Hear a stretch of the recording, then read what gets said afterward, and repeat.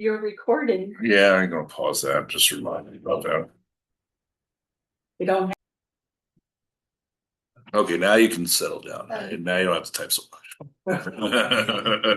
Sorry about that. Okay. Okay, back to my thought here. Yeah, I think, well, obviously, I don't want to put that on Andrew to be doing that, but I think somebody on the board, and if it's going to be me, it'll be me. That's fine. Um, Set up a 1, 2, 3 just to get it out there, a survey 1, 2, 3 just to get out to the membership, just to say, hey, look, the local government SIG, our person doing it is moving on. We need some interest. Is there interest out there? Kind of thing. What are you interested in? You know, what do you want to see? What do you want to see this? Are you interested in this SIG? So that we get a membership feel on it, I think, maybe. Yeah, it seems like the things come in waves. See, I agree. Yes. The 911 addressing is a big thing that most local governments have to deal with. Parcel fabric integration might be another thing, How do we use the LiDAR we just acquired? These another thing. So I don't know, what is it today? How do we handle homelessness in our communities? Where are the cheap gas prices? Yeah. Yeah. But yeah, there is the survey for topics that we could expand on too. Okay.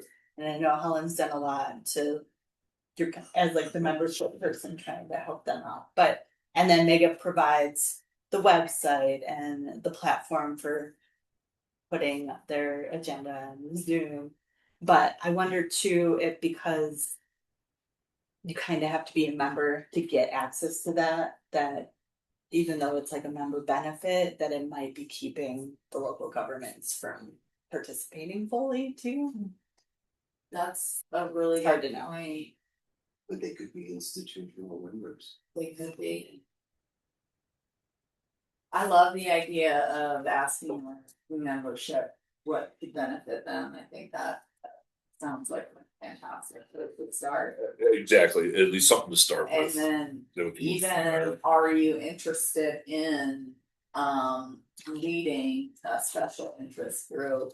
If we did some topics or somebody's like, absolutely, I'll take over. I mean, maybe there's somebody waiting in the wings who wants to run the local government SIG that we just don't know about yet. And I think a lot of us, Eric, or somebody else, no, I just hear something. It's just me hearing things. I thought somebody else was talking. Yeah, it was Rob, wasn't it? No. It wasn't? Just me. I could have swore I heard something. Yeah, I thought it was Rob talking.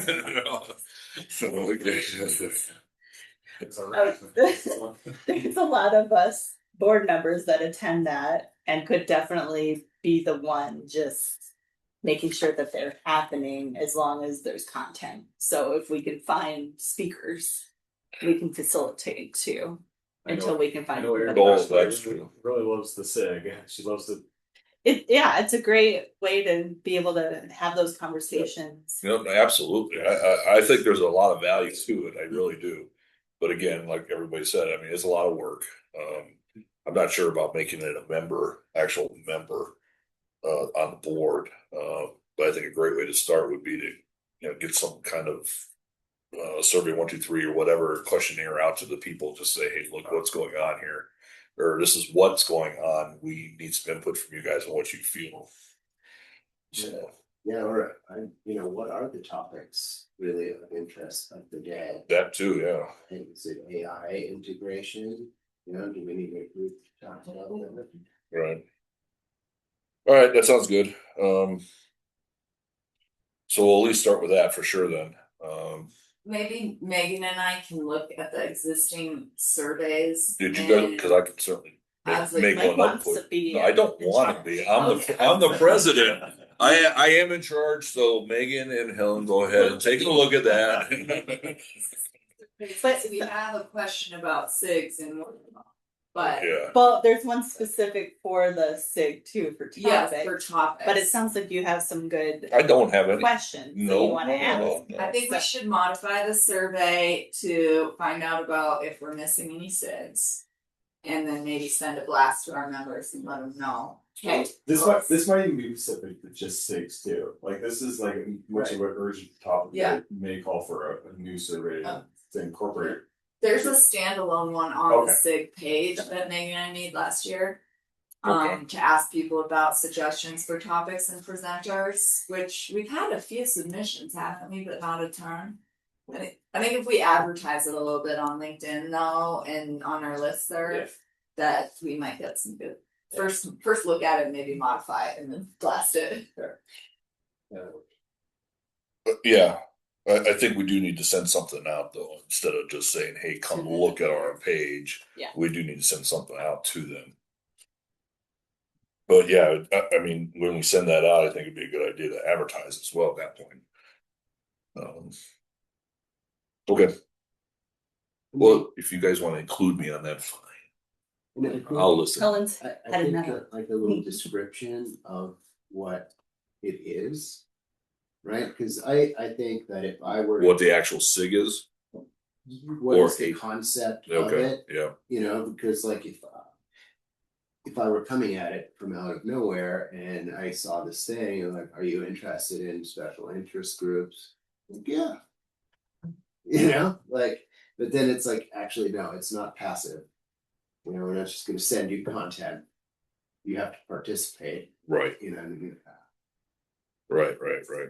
so we've, like you said, and I didn't even know that actually, you know, that's that we provide support, we have this resource and somebody can lead it. It'd be good to know that that's what that entails. Mhm. Nice. Yeah, we haven't put anything out there for like what MAGIP does for special interest groups. I mean, it's like a nerdy meetup. Yeah, Basically. and it's what it The is, yeah, ultimate. it really is, Yeah. yeah. Okay, anybody got anything else on it? Any thoughts? Happy with the direction we're going? Okay. All right, well, I'll reach out to Andrew too and see if he's got any additional thoughts on it and let him know what we're talking about here. Is there anything in the chat there? Is that just Jeff chatting? Should chat it off. Yeah, no, I put them in the chat because I thought he had someone online that might be interested in taking over. Well, that would be great. Thank you, Eric. Yeah, like I said, I'll reach out to Andrew then and I'll find that out. At least that was the impression I got during the conference when I chatted with him, that he was visiting with someone who might be helping or might be willing to take over. So just because we both got talking about it, and only because I was like interested in making sure it kept going and seeing if I needed to, if there was something I could help with, let's just put it that way. So. All right, thank you, Eric. Yeah, I'll find out from Andrew then. I'll send something out probably tomorrow and see where we're at with that then. Okay.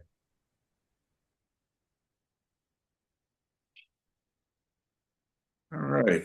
Well, if nothing else, I mean, there's nothing board wise we need to vote on or anything like that. I should probably start out by saying, or should start out by saying, the May meeting, I did read through the minutes, but I didn't think we had anything pressing. Am I missing something that anybody thought that we had pressing that was going to carry over to this meeting? Because I wasn't in the last meeting, so I just wanted to make sure that I'm not missing anything. I mean, we really didn't have concrete numbers of what the conference budget, the final conference budget was. We're still figuring out. I talked to Michelle yesterday. Well, and she did text me. There was apparently an accident in Logan. Okay, so she's on her way now. She's moving, but yeah, it sounds like you guys are still figuring out the invoice with Cross Mountain. really, I plugged in some numbers that. well, we can go over that in a minute. I mean, that's coming up here in a second. But Okay. was that Great Falls you wanted to talk about, or is that? Yeah, I mean the review site. We'll talk about Great Falls. You can go over the conference a little bit. Okay, I'll say that. Yeah. So, but yeah, that was my mainly thing. Was in the parking lot. It was like we were still uncertain of what our bottom line. Okay. What our return was. Okay. I just want to make sure. I just want to make sure I'm not missing anything from the May meeting since I wasn't there. So. Okay, doesn't sound like Iowa, so okay. Okay, for the retreat, I'm sorry, but I went ahead and just went before it. We are doing Red Lodge again for a couple of you that were in Red Lodge last time. That was fun. Yeah, Yeah. I seem to have some positive review on that, so that's I've reserved the 16th and 17th. Rob, they don't take pets anymore, so What's that? they don't take pets anymore. You could stay at the Yodler across the street. Yeah. I was sitting on top last time. Well, I just want to prepare you ahead of time for that. So Man, I could ask again about that. They said, Tell them. okay, well, I just So, I did ask right away, so they don't take pets anymore. Not a pet. I get it. Okay, The mascot is working now. yeah, she is a mess. She's But our board supporter. right. so why'd you put that then? So why'd I book it? Well, I'm sorry. But it's relatively cheap, and I was definitely going to have you guys come in the east side. So, because my plan is actually, I was thinking, and maybe you and Michelle's not here yet, but for our January meeting, although as I was driving up here, I was thinking, well, shit, that's January, so that's going to be winter. But January would be our next in-person meeting. I think we'd have it in Missoula or somewhere kind of close in that area or something. But is white sulfur in the middle of us all? Right? white sulfur. Oh Like, well. isn't that kind of in the middle of us? Well, that's over by. No, that's By Townsend, between like Between like Townsend Helena and- Oh, right, yeah. Bozeman. Yeah. It's kind of out of the way of all of us, isn't it? Well, I don't know. That was middle of everything. that was just the thought I was having in my head about that. You know- or Great Falls. I think Helena is a good location as any, it's a capital for the reason of being central.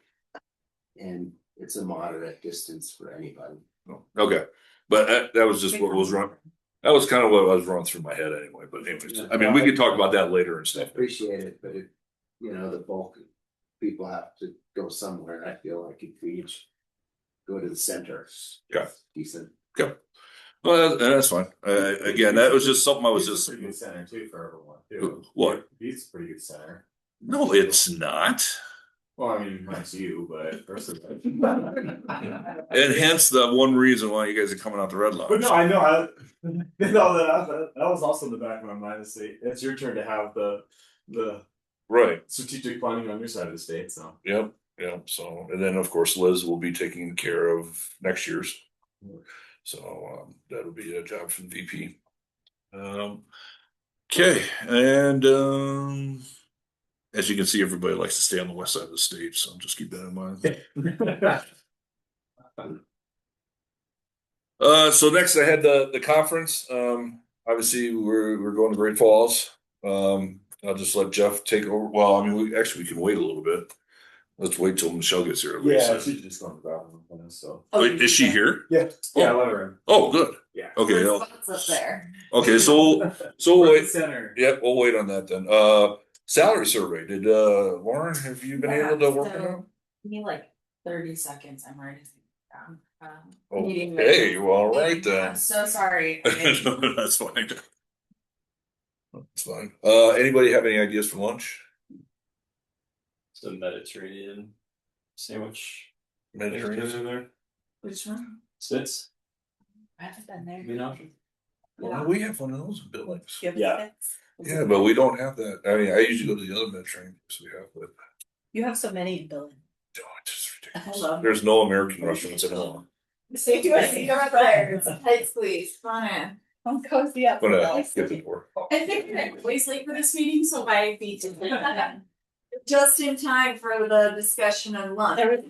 Oh, sorry. I was hoping. We need to start telling you that we're having our meeting at 9:00. I know. Well, I had to pull over once to take a call, and that lasted way longer than I thought. I pulled over like on the side of the road, and then there was where that I don't know how many people came through where that construction is Yeah. by Logan. It was like a camper coming off the off ramp and 2 cars in front of me, and apparently they've never seen that before, and they didn't know what to do. Anyway, so they all 3 of them just tangled up. But that happened pretty much right in front of you, though, man. Oh yeah, I had to like slam my brakes on. Wow. But we weren't going very fast because we were slowed down for construction, and then they were starting to slow down to maybe let the guy on, and then they were like, no, maybe I won't let him on, and then the guy in front of me tried to go around the car that was trying to let him on. It was a total shit show. Tracking the proceed. Exactly. All of that. Well, okay, so now that you're here, Michelle, thank God you made it. Nice to see you. Yeah. In a couple months. Do you want to introduce yourself to Liz here? Liz, you I mean, yeah, I know. But it's nice to formally meet you as a board member. Yeah. Welcome. Thanks. Look forward to working with you. You need to get on the emails. There were several emails that kind of need to get. Oh, the email? Yeah. Yes. Make it vacation. So, I will yeah, yeah. We'll get way back on that.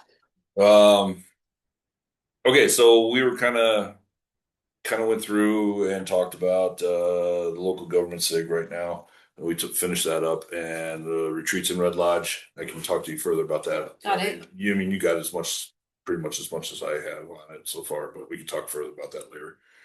And is Andrew? I know Andrew was stepping down off the. He is, and we came up with some ideas of what we're going to do moving forward here, and then I just got to reach out to Andrew too to see where he's at. And it sounds like he might have somebody in mind to take over. So. Okay, that'd be good. Yeah.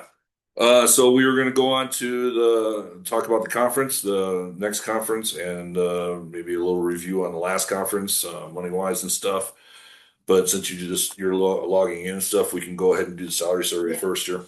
So the questions that I had put out there, I sent this out during the conference, was what is your current job title with the drop down menu?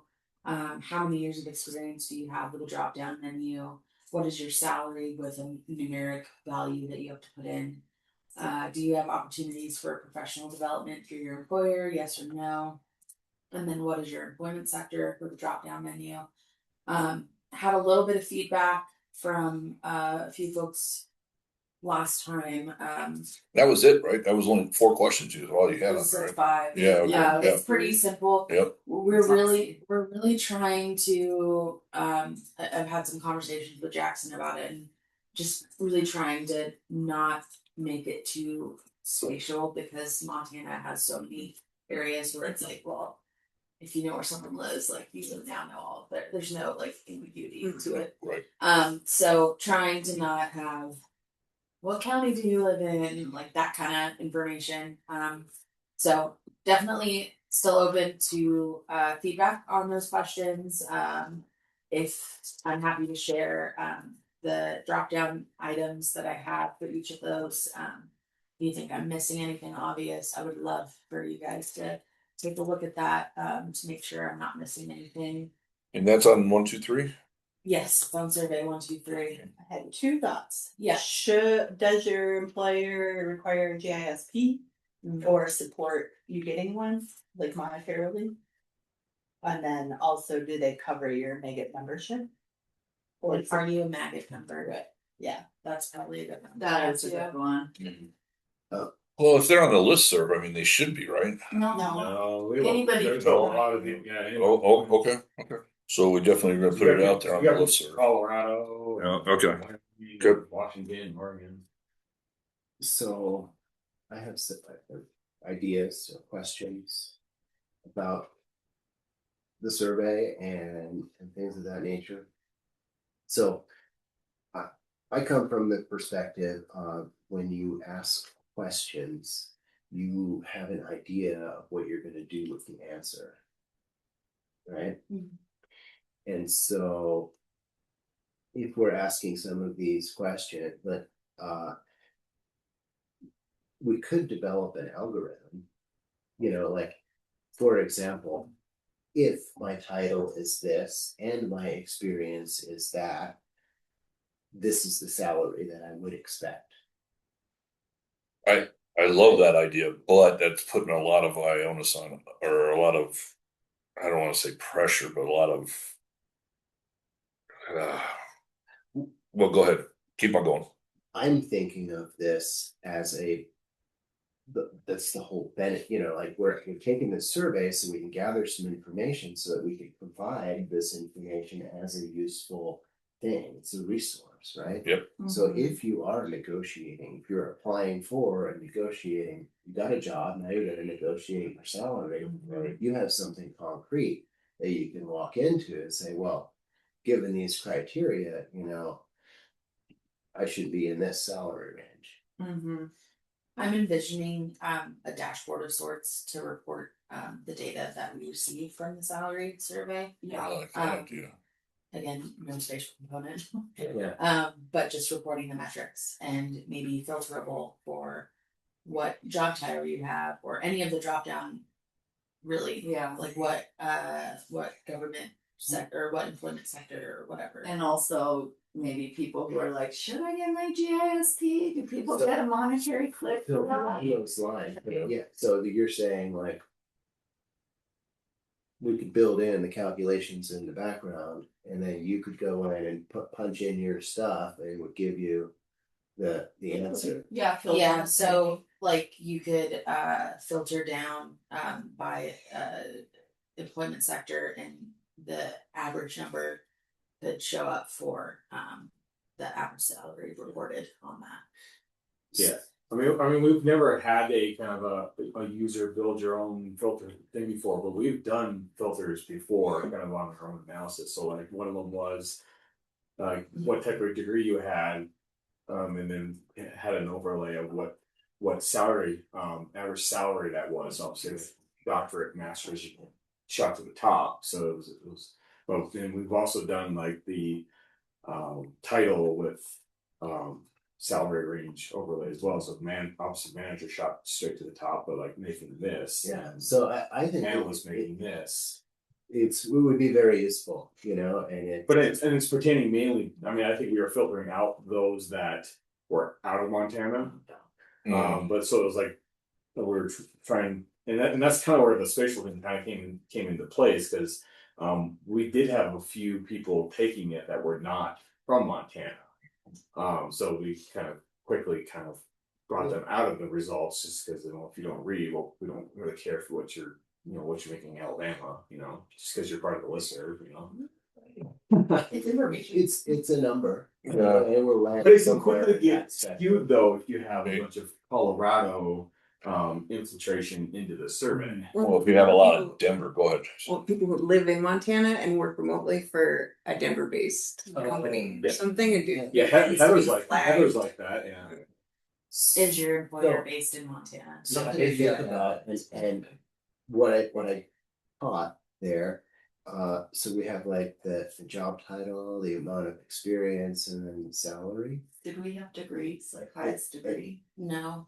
And so I'm also just trying to not make this very long. Yeah. right. No. But some critical pieces of information. I would say along those lines, we might want to categorize the salary into like $5,000 or $10,000 categories. My hesitation with that is for averaging the numbers.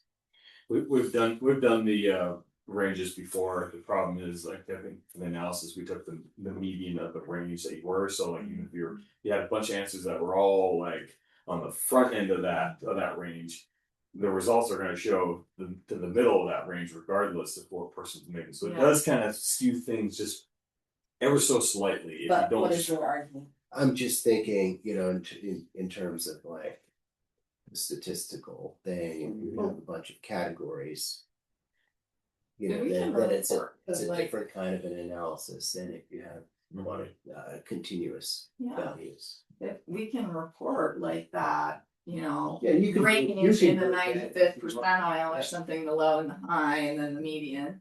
It sounds like you have a good plan, and I like it, and I do feel like it can be a good resource. I think it's gonna be I would awesome. love to have Mako go home. MAGIP's got the salary survey, you know, Mako be looking at that and comparing that. That would be a wonderful thing.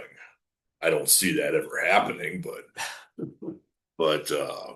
I mean, it would certainly be nice if the commissioners would listen a little bit, you know. I mean, it could help At least gives you Raise- something you can show raise the your bar. employer too. Yeah, right, exactly. But then, then they're thinking, well, who are you guys, kind of thing. That's why I don't want to, I'm a little leery on doing that and trying to say, hey, look, we are the authority here. You should be listening to us kind of thing more than that here, this is a guideline of what we think or what's going on in this. Or like you're lowballing me. Yeah, well, right. How do you expect to get talent if you're paying 25% less? No, I agree. Yeah, no, I agree. I mean, it would be good to have some kind of numbers that people can grab and say, hey, look, to your employer, say, this is what's going on in the state here, wake up, kind of thing. A question about, is the salary survey meant to be a member benefit or no? Yes. Well, then, So I Not just, really there. Well, no, not necessarily not necessarily those filling it out, but those seeing the results. okay, so you're capturing information from the broader listserv, analyzing that data, and then sharing it with the membership, so they have like some Yes. kind of leverage. Okay, Yes, I was just trying to figure out like yes. why it was being distributed through the entire listserv and not just the membership. Okay. That's a good point, though. It is a good point. Mm-hmm. Yeah, I mean, you don't hit all of Montana if you just broadcast it to just our members, unfortunately. Right. So we were able to pick up quite a few extras last time we did it, by going outside of that. But it is important to ask some locational base, just so like. Just to get those comparisons. Yeah, just so you Yeah. can filter out those that don't read that this is a Montana GIS service, not salary survey, not a Mhm. Northwest. That makes sense. Are you thinking this could be part of the dashboard? It could be, we could put it on like a private page that you'd have to go to the website. It could be embedded in a website. You'd have to log in. You have Like to in log in. Woodlands, like a Yeah, members only that would be a access. good idea. Yeah. but then if you wanted to sit down with somebody at NACO, like if you're like talking with some of our partner organizations, I'm sure from my perspective, I think it'd be fine to like pull it up and like visually share it with them to discuss those salaries and. Yeah. We have official partnerships, so that feels Mhm. like something we could. We could make like a print option, right? Mm-hmm. A nicely formatted official PDF Mhm. that you would bring with you to the interview. Then you can't play with all the cool filters. Imagining my bell curve changing when I filter by job title. You're hanging out. Bring your laptop to the interview. It would be a nice resource Yeah. for sure. Yeah, I love it. Something that would be really helpful for me, that I haven't really had, would be a timeline on when you guys want this out in the world. So I have a timeline of when I need to get it done. Okay. We need to have kind of an official, I don't know if we need like Yeah. a vote on the questions that were. November 15th. Yeah, that's what I'm thinking. I'm thinking the retreat. Perfect. I'm- Or launch. That would be great. Yes, let's do that. Let's just say it. I think, the sooner the better we can get this out. Definitely don't go more than 10 questions. I think that'll be too much. So how about Yeah, go ahead. How about this? If we're shooting for, let's say, launch September 20th. Yeah. Right? Because it might be a final review at the Oh, okay. thing. If you prototype something and then send it to us, and we'll provide input and you kind of see how it turns out. Sure. And then we could certainly talk about it like in July or something, the July meeting Yeah. or the August meeting. Yep. Some personal stuff going on. I understand that. Okay. You've already kind of mocked up like a. I haven't. I have an example of the survey. What I'm kind of thinking, which might be putting a lot on my shoulders, but whatever. Is I can use any data that we input. You can fudge your numbers or whatever, since it's such a small group. That I can start building that dashboard, and we can see what that would look like. Okay. Maybe try and have that by the end of the year, like a December, push the results. Like, how long do you think we want to have the survey open for? Oh, that's a good question. Yeah, can't be open can't leave it open forever, right? Well, it might be a good idea, and then we can promote it Yeah. at the conference Mhm. at Great Falls.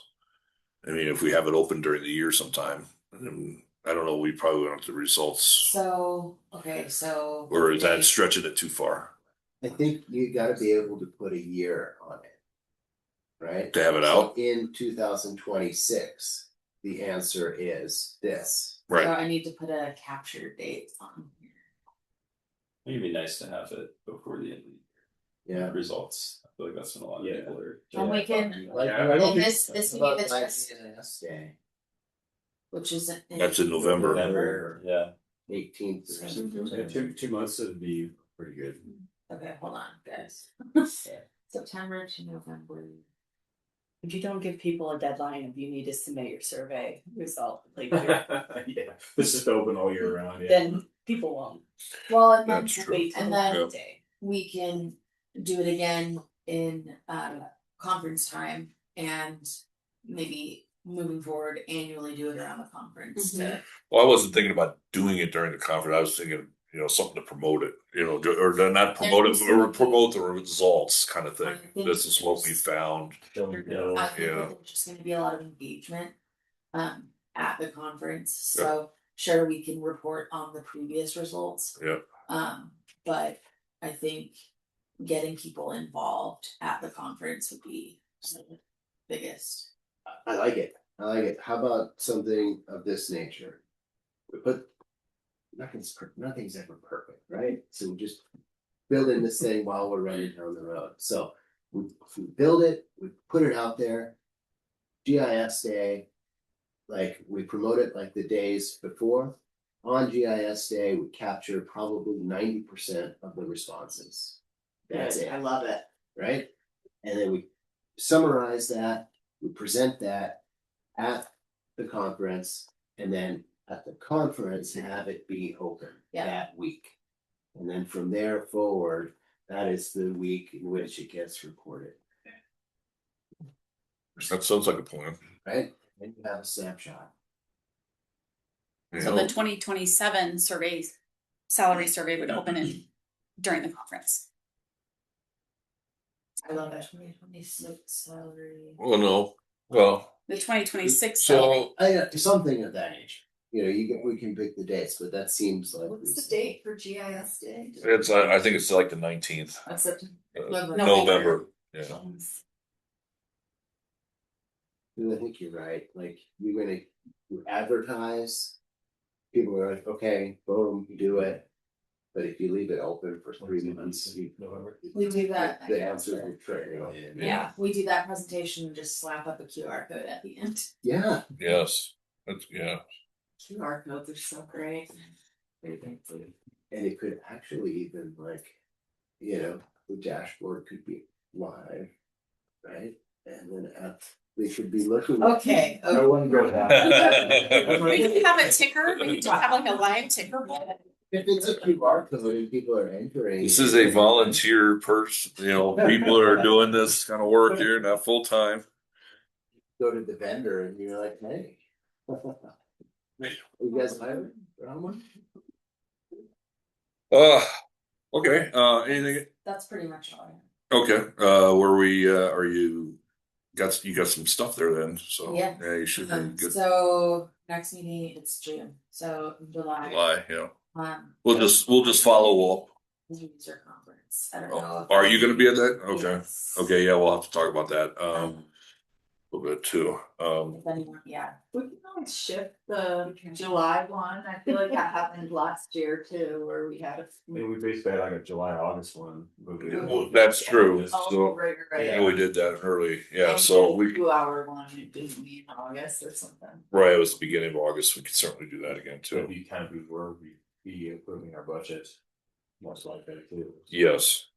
Which So we'll, requires discussion. yeah, let's see where we're at with the budget if we do it. I will send out a confirmation on questions to the Yep. group. And I will send out a link to that survey. If we're approving the budget in August, I will not be here. Oh, right. you're Well, going when, for it. we'll talk about that too, but when exactly are you leaving? August 3rd. 3rd, okay. On so- the 2nd. That's it. It's I'm trying to get out of the budget. what, when's the ESRI conference? That's at Like the 13th? second, yeah, the 13th that week. Maybe we do it like the last week of Next week July. down, yeah. the July/August, so longer. How long are you gone, Nick? He's gone for like months. 6 months. Oh my gosh, really? We definitely need to, I would like to have the budget done and approved before he leaves. So. Yeah. And we need a backup Yeah, person. do So that's gonna be Liz. Trainee. Yeah. Yeah, that's gonna be Liz. Oh, sweet. Yeah, so We can get so many requests for assistance for GISJ. Right. That's what I said, it's like the one busy. Yeah. Yeah, time so- that you'll see. So excited for your trip though. Send pictures. Yeah. Yeah, that'd be good. Just constant photo stream. We expect a full PowerPoint presentation. I need a I can do that. I need a application. You already Yeah. did. It's Yep. gonna be at the, will you be at the conference? Oh, you're sure now? Give a talk on your trip. Yeah. Formula bar somewhere. Maybe. Maybe class for it. I have no control, so it's all his now. All right, let's talk about the conference and next year's conference and All right, so how we're doing with budgets. I don't think we've seen this yet because we really didn't have the numbers. We still don't have the final numbers, so this is pretty close. So I don't know how to control this. I'm not a Zoom person. There we go. Okay. You mean it's the plus button? Might want to go over to How do you know this because this is last year's. Well, you aren't seeing it over there, so. what I wanna Oh yes, the show tabs. Okay, there we go. do? Okay. Okay. We're good. Michelle and I talked yesterday. My takeaway was whitefish was significantly cheaper than Helena. Like I couldn't believe it. So our facility, is that about right? The food was Oh, I know, no. I'm just talking facility. just the talking space. Yep. facility right now. Yes. Grass Mountain was cheaper than the Delta? Yes, So, facility. facility. Meeting space. Yeah. Really? Yeah. Yeah, it's 13,000 versus 24. Wow. That's interesting. But we can get into food here in a second because I did actually I mocked up with what Yeah. the numbers are. Yeah, that is me, yeah. There's a pretty big difference. Let me know if I'm in your way. So that's kind of the gap anyway, so you can kind of think it up that way. But and then I think we also pay the honorariums. Is that up here? For David, yeah, right there. Yeah, so for David, Kara, that's almost about half. You know, so that's we also got to think about too, like what do our workshop attendees want? You know, are they wanting to pay that higher price for what they are? It might have just worked out this year where it kind of happened the way it did, especially for Tuesday with John Nelson. And then us having the full day ones, it kind of took time away, or probably took attendees away from their classes for people to take John Nelson's workshop, and then I think people just naturally didn't come to Whitefish on Sunday to take a Monday workshop. They'll come in Monday for the rest of the conference. So there were a couple of trends that we saw because it was in the corner of the state. Do we have everybody paid? Everybody's paid, everybody's done. I mean, we're all completely done. We just don't have the numbers from Grass Mountain yet. Except for yeah. Did you hear back from Trisha? No, So, I mean, I think the numbers are accurate from Grouse Mountain on our total folio. Like they sent us an overall folio with a total. Oh. And then they sent me like individual pages for each like break lunch, but there's like 6 of them missing. I think the numbers are right on the folio, but I just want to see the breakdown so I can code it in here correctly. Sure. The other thing is we put a deposit down. Yes, the for $3,000. And I didn't see that on there. So Right. I was waiting on that. Oh, Yeah. good. As well. Good. Maybe they're not in a big hurry to get paid, Apparently not. Well, Which is why they're not doing very well. This is another thing that kind of jumped off the page too. Like the sponsor income was almost the exact same as last year too. I thought that was interesting because we were expecting lower sponsor numbers. Yeah, but we actually had somebody that picked up a diamond this time, right? Yeah. Yes, Yeah. that was part of it. I think we had lower numbers, but I think the The amount. categories, I think because there was a diamond that kind of made up for a few other things. And you'll see that in the registration too, the total registrants paid registrants last year was 186 and this year it was 180. So there was a few less paid registrations, but our revenue was more. And that is a direct result of the increase in the registration fees. Okay, so we did good there. I mean, Yeah. with our decisions of raising the fees a little bit. Yeah, the workshop revenue was down. Good.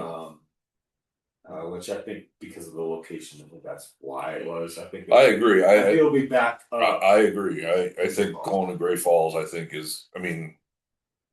taking nothing away from Whitefish, it was awesome. Mhm. And John Nelson, I think we did it right. I think we did a lot of things right. And with John Nelson, that drew a lot of people that probably normally wouldn't have come to Whitefish. Yeah. And I think going back to Great Falls now, I think is going to be. Yeah. I think the attendance and stuff All like things that considered, though, I don't know how many of you seen this number. We've netted more than last year, over 22,000. So, pretty good. And I still need to compare. Like, I think you and I still need to compare you because I can't see the financial statements in the bank account. So, Nick and I still need to compare this and make sure Yeah. that it's all matching. Mhm. Well, that's great. I mean, that's what usually happens, but yeah, so we did better. Good. I like it. Yeah. Jacking up Why? for our foundation. Yes. Can we determine why we did better? What was the factor there?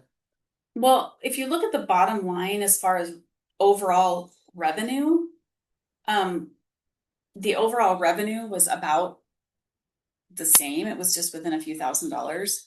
The expenses were a little less, or a few thousand less. Yeah, so I think the biggest difference is there's a $3,000 more in revenue, but there's also 3,000 less in expenses. Mhm. So that all worked out to be about 6,000 more Yeah. of your bottom line, just saving a little less because of the facility, and then getting a little extra revenue. Most of that extra revenue is because we raised the price. Yeah, about 5,000 of it was the increase in registration fees. We also had a higher net on workshops. We didn't. Mhm. have Oh any- yes, we didn't have the bigger payout. We had less income, but we paid less out to David and Tara. Because everyone did a lot of That's a really. And good we point. also increased the workshop fees Yes, we did too.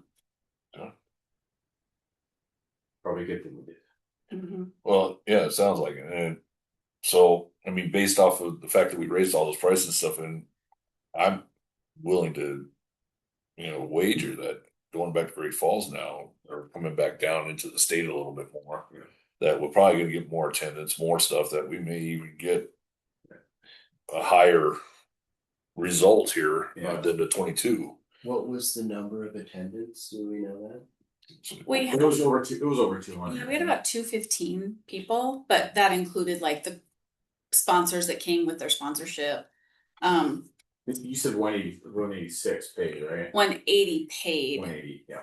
And then there was 26 comp sponsor registrations, 2 student scholarships, and then we had 9 people that just signed up for the workshops only. Another thing that Michelle and I thought it was interesting, we didn't have anyone pay the late registration. Oh, yeah, right. That was very odd, I guess, but probably intently. We incorporated that intermediate rate this year, if you guys remember. We did a really early bird and then an intermediate and then a late. Uh-huh. And if you look, we had 12 people paid the intermediate rate. Nobody paid the late rate. So I don't know if it just incentivized people to register early. Probably, no. Yeah, I like it. Early bird. Yeah. When did the intermediate rate end? Early. It bird. ended 2 weeks before the conference. Hmm. Well, it was like March 30th or 29th. So I think there was only a 2-week window for that intermediate rate Yeah. too. Was I like it. its attendance was overall a little bit lower, probably because of the Whitefish location, right? What did we have? I think we were only down 10. I think Yeah. we were only down Maybe 10. 10 less. 10 less than Helena. Mm-hmm. But I think the biggest part of let's just remove the John Nelson effect. Yeah, I was going to say a big part of it. I think the biggest effect was John Nelson. Yeah. Yes. If we had our keynote from Helena up in Whitefish, I think we're talking completely different numbers. I think we're talking Maybe 150, I'm thinking. Yeah. probably somewhere between 150 and 170. I would think. Yeah. Yep, Okay. yep, yep. I think that made a huge difference. Well, I completely want to let agree. you guys And could know. Thank you, Helen, for that. I am working on Well, trying well, to- hang on a second. Well, let's finish up with this one first, and Okay. then we'll get to the grapevines. Got it. So, that's awesome. That's good. I was gonna ask you that, but, any questions about Grass Mountain? Can we just wipe this up? Then I think we're just waiting on a couple of things and we should be done then, right? I mean, we got everything paid, everybody's paid and Except for Grass Mountain. except for Grass Mountain. Okay, well, that sounds good then. Did you guys sort out your tenant stuff? Yeah, Okay. and I'd like to fire under our our payment people because I Ma'am, don't know what happened. Yeah, she was like, I emailed her and then she never got back to me. And I talked to Chad, and then you sent another one, and I just like forwarded to her. I'm like, hey, and I'll email her again. The check that came had everybody on it but you. what? Maybe that's why.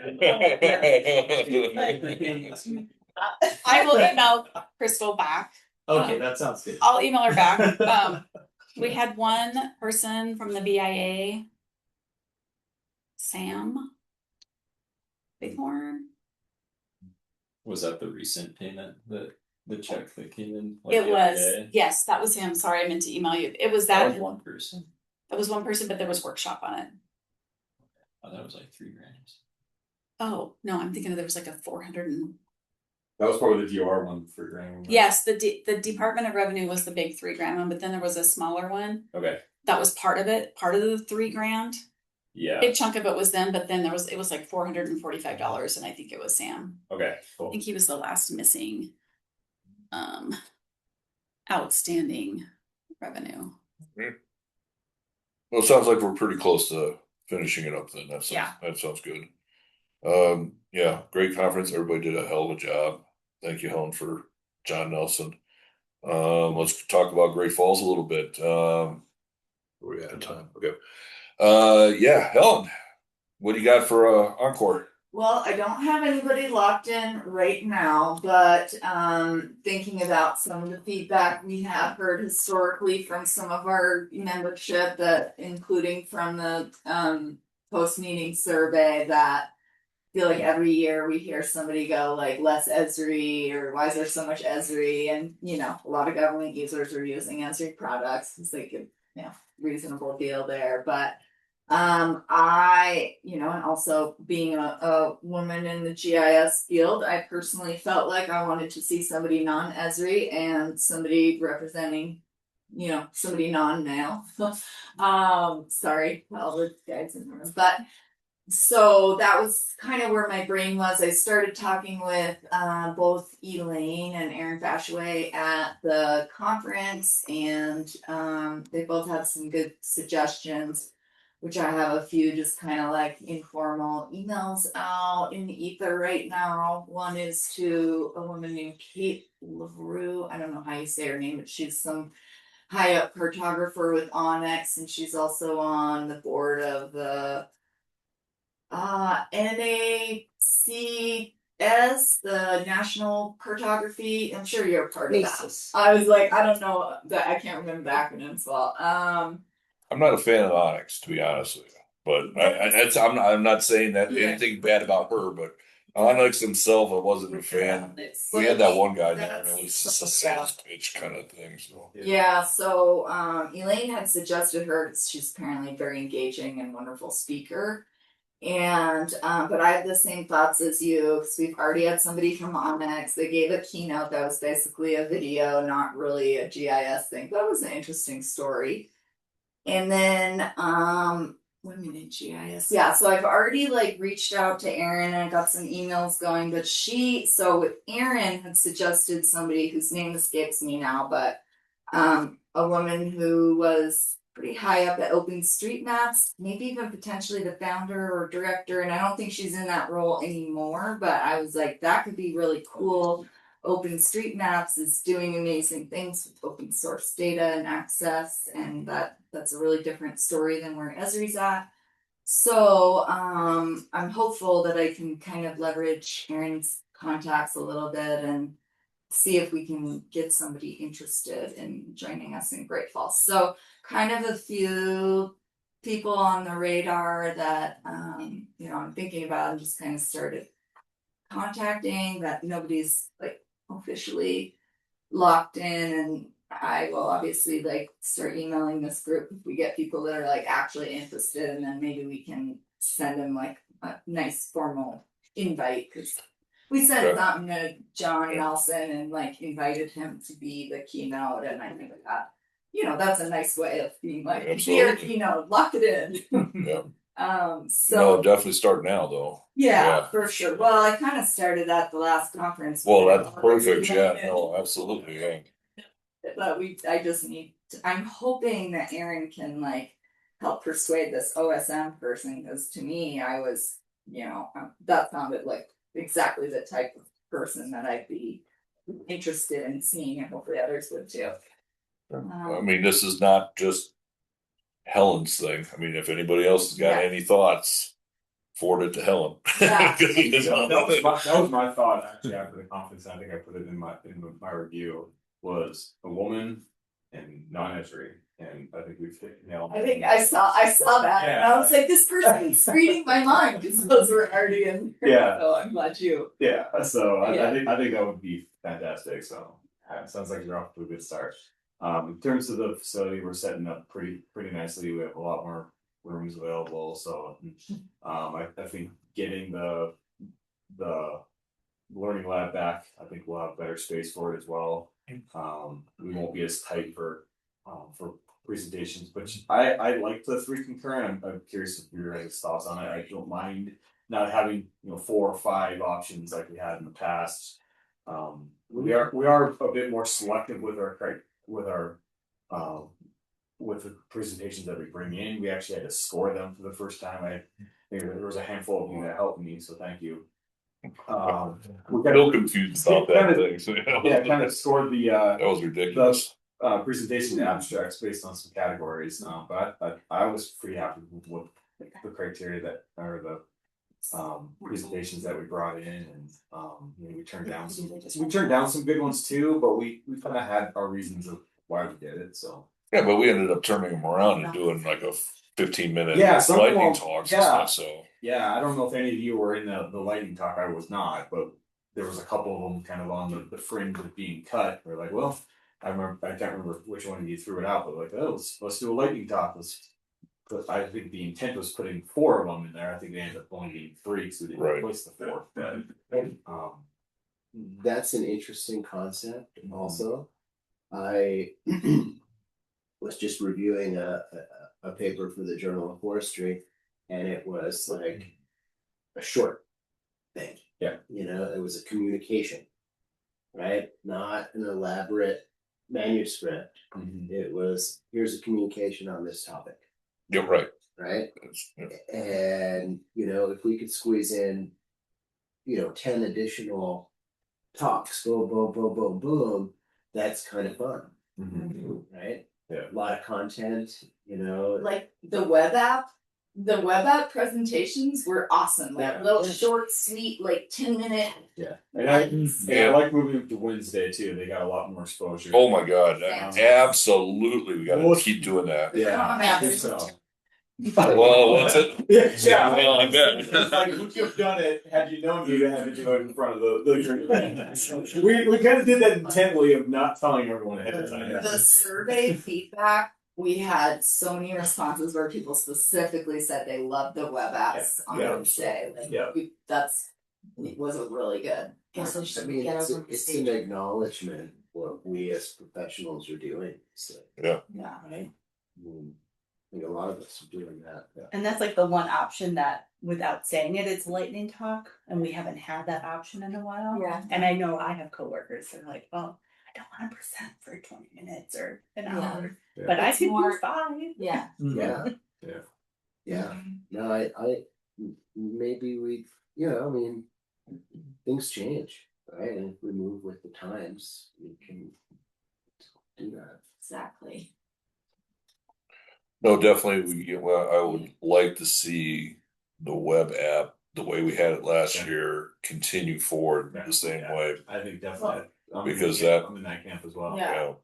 And to Jeff's point about 3 concurrent sessions instead of 4 or 5. I am 100% with Jeff on a little bit less. Well, I mean, if we have the room though. I still don't think I mean we kind of started it in Helena 2 years ago because we Yeah. were trying to gear up for Whitefish. Right. So we knew we were only have the 3 rooms available. Right. I didn't see the effect of it in Helena. We did use at times 4, so there I think there would be times where we could use it, you know, especially if we need it, you know, for like the resume review or anything like that. We can use a 4th room for those sorts of things. Right. But Are you along those lines? If I remember correctly, it seemed like there were a lot of talks that were similar, right? And they were like together.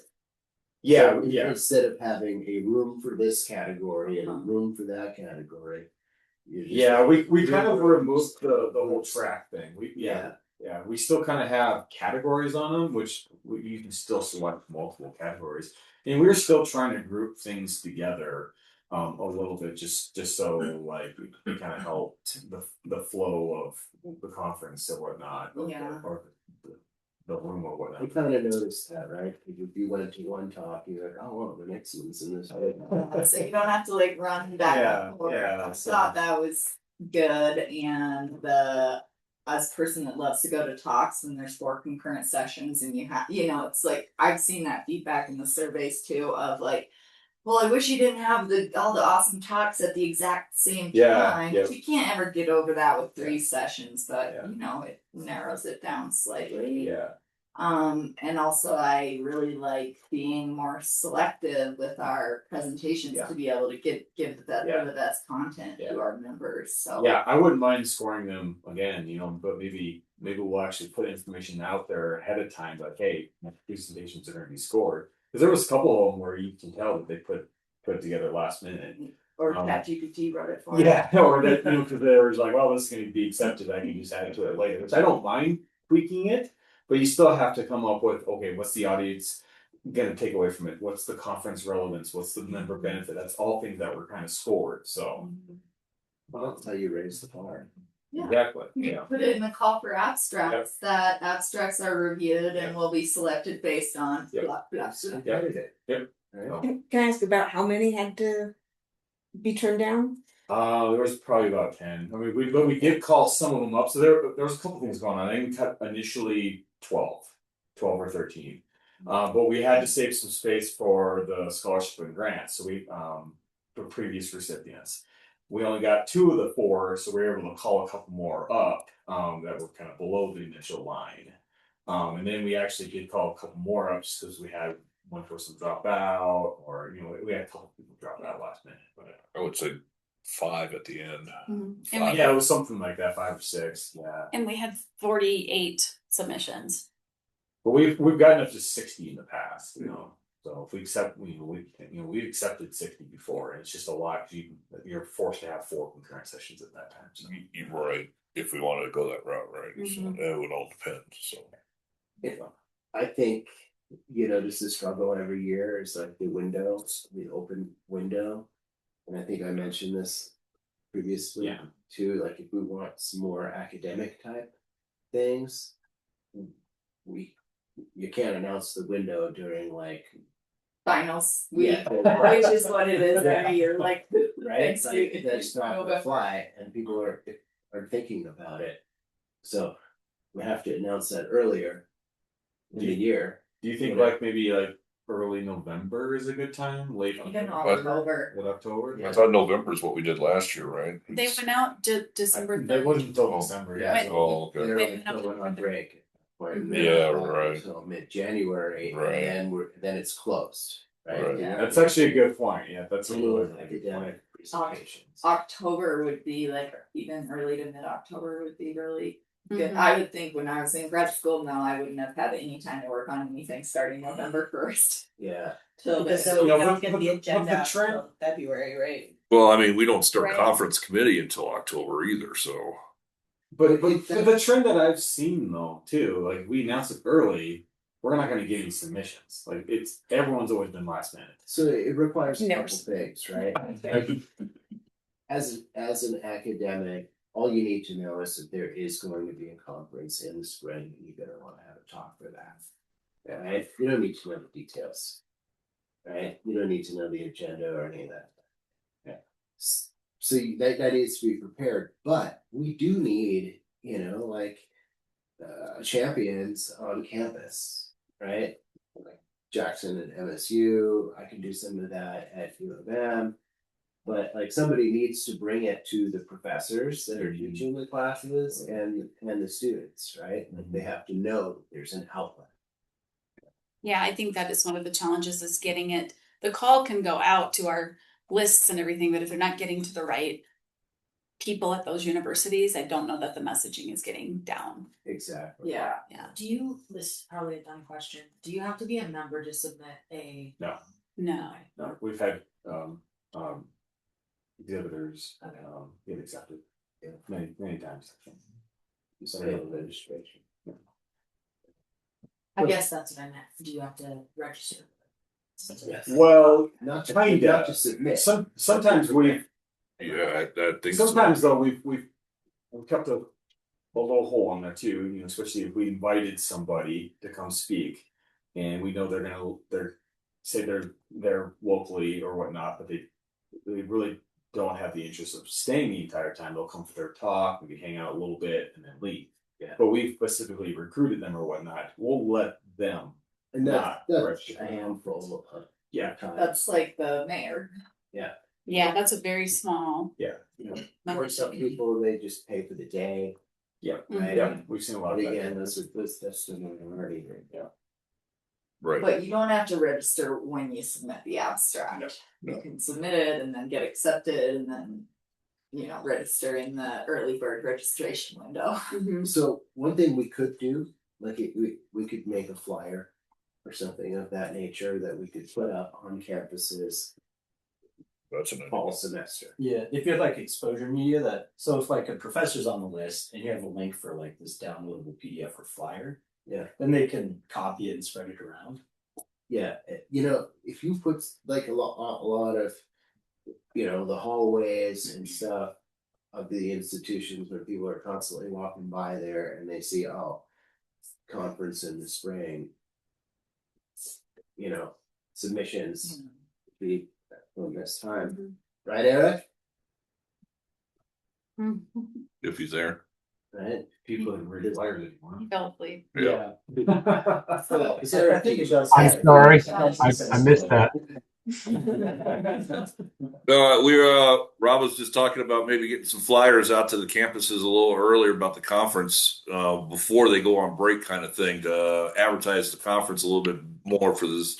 Go ahead. Yeah. Oh, yeah. I mean, I usually tell my students know about it at the beginning of the semester because they know I'm going to be gone that week.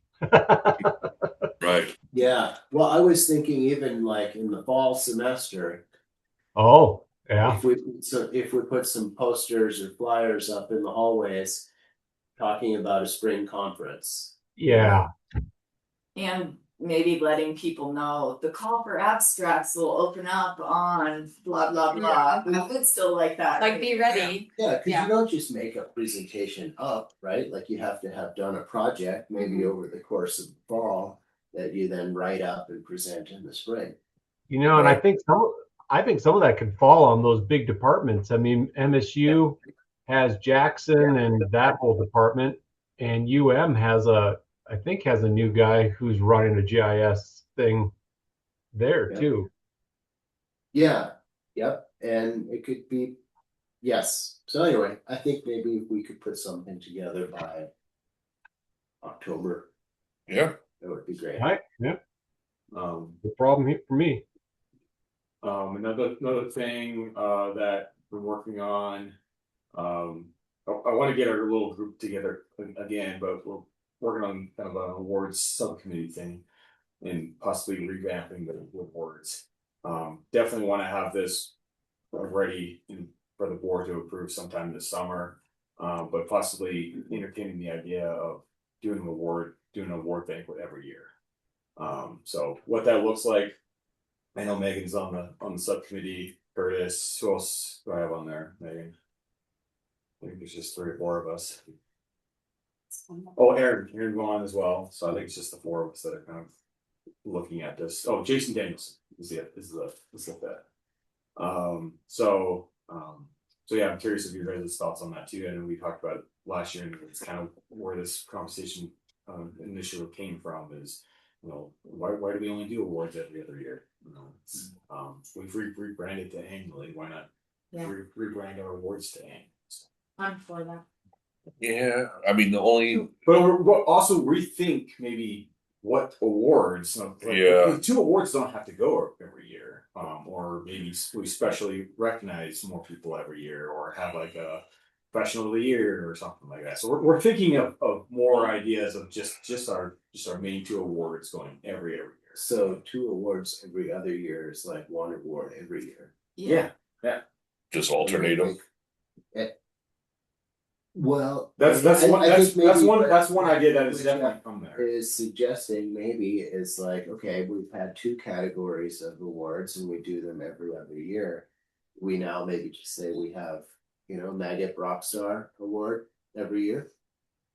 I like the I don't want to dilute it. yeah, that's where I'm going. I feel like the specialness, say, of the both of the awards, like They're both very lifetime achievement, yeah, even though they're not called that. They're kind of a lifetime achievement. so I wouldn't. You're considering a smaller, like you did a big project, but this isn't the same award as your lifetime end of career big award. And I do that think more the often. I like the idea of idea- like a smaller. Maybe it's swapping them every other year, so it doesn't like sort of dilute the specialness of achieving those kinds of substantial achievement to be recognized for that contribution. My thoughts, just so we have awards, but they're different every year. It's a great, it's a good point. I mean, there are certain kinds of awards that, take a lifetime to acquire, right? And then there are others that, what's the point of the award, actually? Yeah. Right? What are we doing? Recognize the people who are doing the most for our community, for our members. Right, that would be the lifetime achievement one. And maybe we keep that in mind, right? And that goes out when appropriate. I was always good with that. Right. Going out appropriate. I mean, or the every other year. I guess if we have the, I mean, by that time we could probably all come up with something. But every year, I'm not against not having an award every year. I don't want to. I'm leery on diluting it all of a sudden. All of a sudden, we're giving out awards every year. Next thing you know, we're running out of people now, kind of thing. Yeah. Right. Mike's on his 3rd lifetime achievement. Or whatever it is. We definitely discussed that because we had our first little subcommittee meeting in late May. And that was one of the first things that we definitely don't want to have both these awards going every year. So having some sort of like either rotation or that's not bad. I got no problem with that. That would be all right. But we also talked about maybe maybe this is a good time to also think about what else do we possibly want to do. Like maybe this is a good time to start recognizing organizations too, because there's a lot of great organizations that we could also recognize too for their dedication and their support of me. That's a nice. Yeah, that's a nice. Rising star. Yeah, like I do like early career Rising star, I love that. one or something. So it's a challenge. The idea is great, but I think to solicit the information is, one idea is like Nick had an incredible year. He accomplished a major thing or something of that nature. How do you get that? How do you figure that out? Mm-hmm. Yeah, well, a lot of it comes down to our nominations. Years. Bob Cochran was, he actually got nominated for both awards this year, and it's that's something that's very special.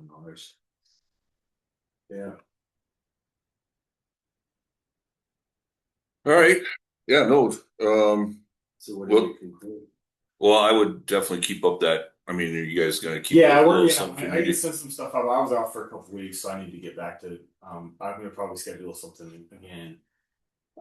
For the next maybe- meeting, so maybe the next late- meeting we can talk about that again. And Yeah, Sure. yeah. I think we could possibly have a proposal by our July, August joint meeting. So whenever we decide to do that.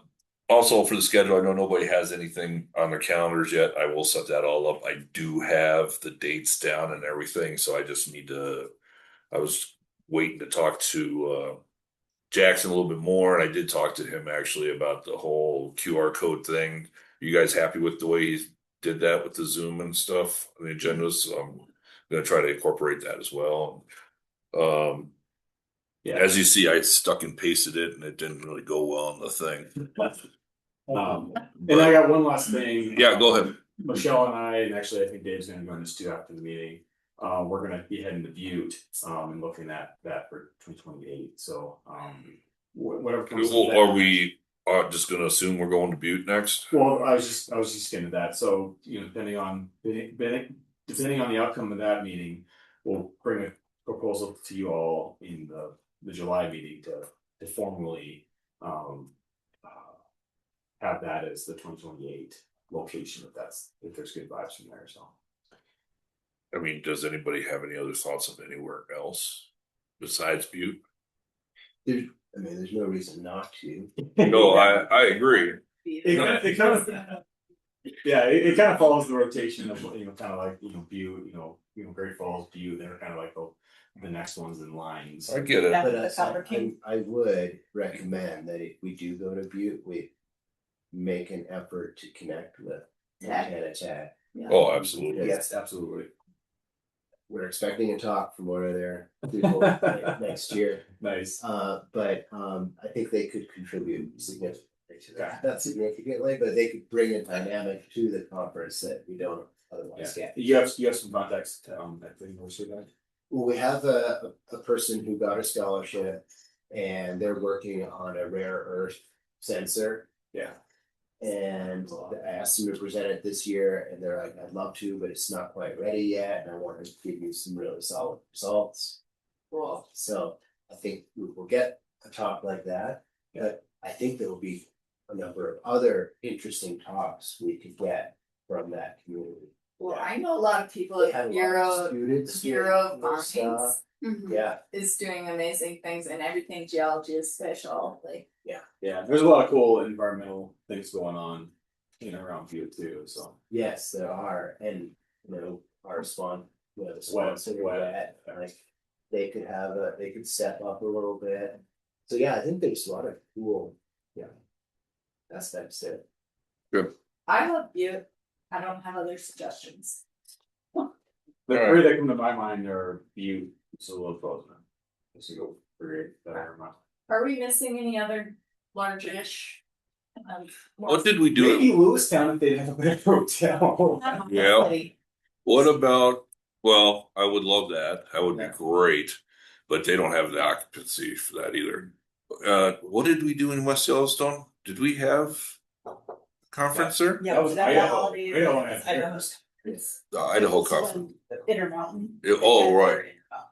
Yeah, but what was that West? So we were able to handle that at West. Yeah. Yeah, I think so- somebody else Yeah. mentioned Big No. Sky too. Right. Big Yeah. sky. Because I remember West Yellowstone. That was actually fun. That was pretty good. Yeah, talk about whitefish. That's That's even more Well, cheer. Anaconda, also, I mean, I think we mentioned this at our retreat last year, that Fairmont is a nice, has nice facilities, although they're not like in a town, it's kind of the downside, so Yeah. some other. Well, if we can get somebody to go to the Dillon conference for MAP, that'll be interesting to see how that Yeah, works out over there for that area. I mean, that's kind of the same area, kind of thing there.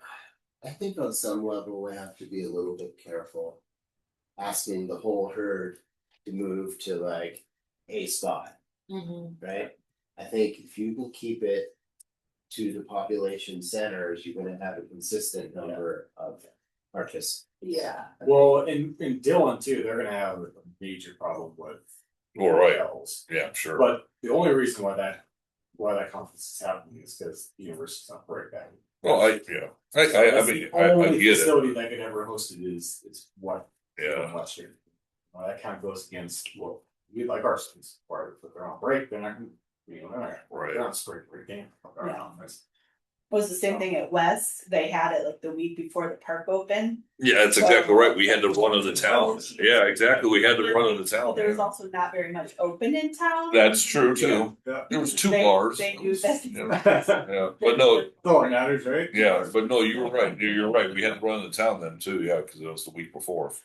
So, Well, it went Butte and then to Missoula, right? Butte, Missoula. I think that Yeah, would after be the next road. COVID Yeah, thing, Yeah, yeah. Butte, Missoula, And then back down to Bozeman and then Bozeman, Billings. Billings. So it makes sense. When was the last Whitefish time Creek. Great Falls? It was in 2016. 2016. Yeah. Yeah, they're the last one to get a big schedule on, so they were the last ones that haven't come out in JS. Or switched to big schedule. All right. Well, let's pause there. We can for continue this talk if we want. So did we loosely agree 20? Well, we're loosely agree. Yeah, we'll talk about that further next meeting when he brings Yeah, up a yeah, I'll proposal. bring a proposal and. But if anybody else has got any other ideas, we'll definitely bring it up. After lunch, I would like to talk about the budget, obviously. And then hopefully we can skip a couple of the last things and get into the scholarship stuff that you wanted to talk about and stuff. So, I think it dovetails well with the budget. okay, good. And So it then would we be can- nice to get like some direction. Yeah. So, yeah, I agree. So I mean, if the budget takes the rest of the whole time, I'm fine with that completely. I mean, there's no big deal with that. The only other things I have on there is Jackson and I will continue with the MOUs, writing those up and getting those back out to MAP and Marls. They had feedback that we want to implement stuff and get it back out to them.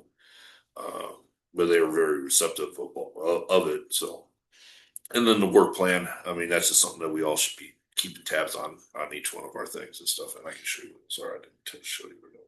Do you think for those organization partnerships, do you think it's be nice to have that in place for the three organizations conferences in 2027? So they're all like 3 models is the next. Yeah, we do need to. Well, yeah, we did. So I remember saying let's go to models. Yeah, we need to get some. Same thing. Yeah, we should get that sent. Yes, we can get that written up and stuff. So You're doing that. I'm excited for that progress. I know it's been yeah, a I know. while, but I appreciate Yeah, all your time.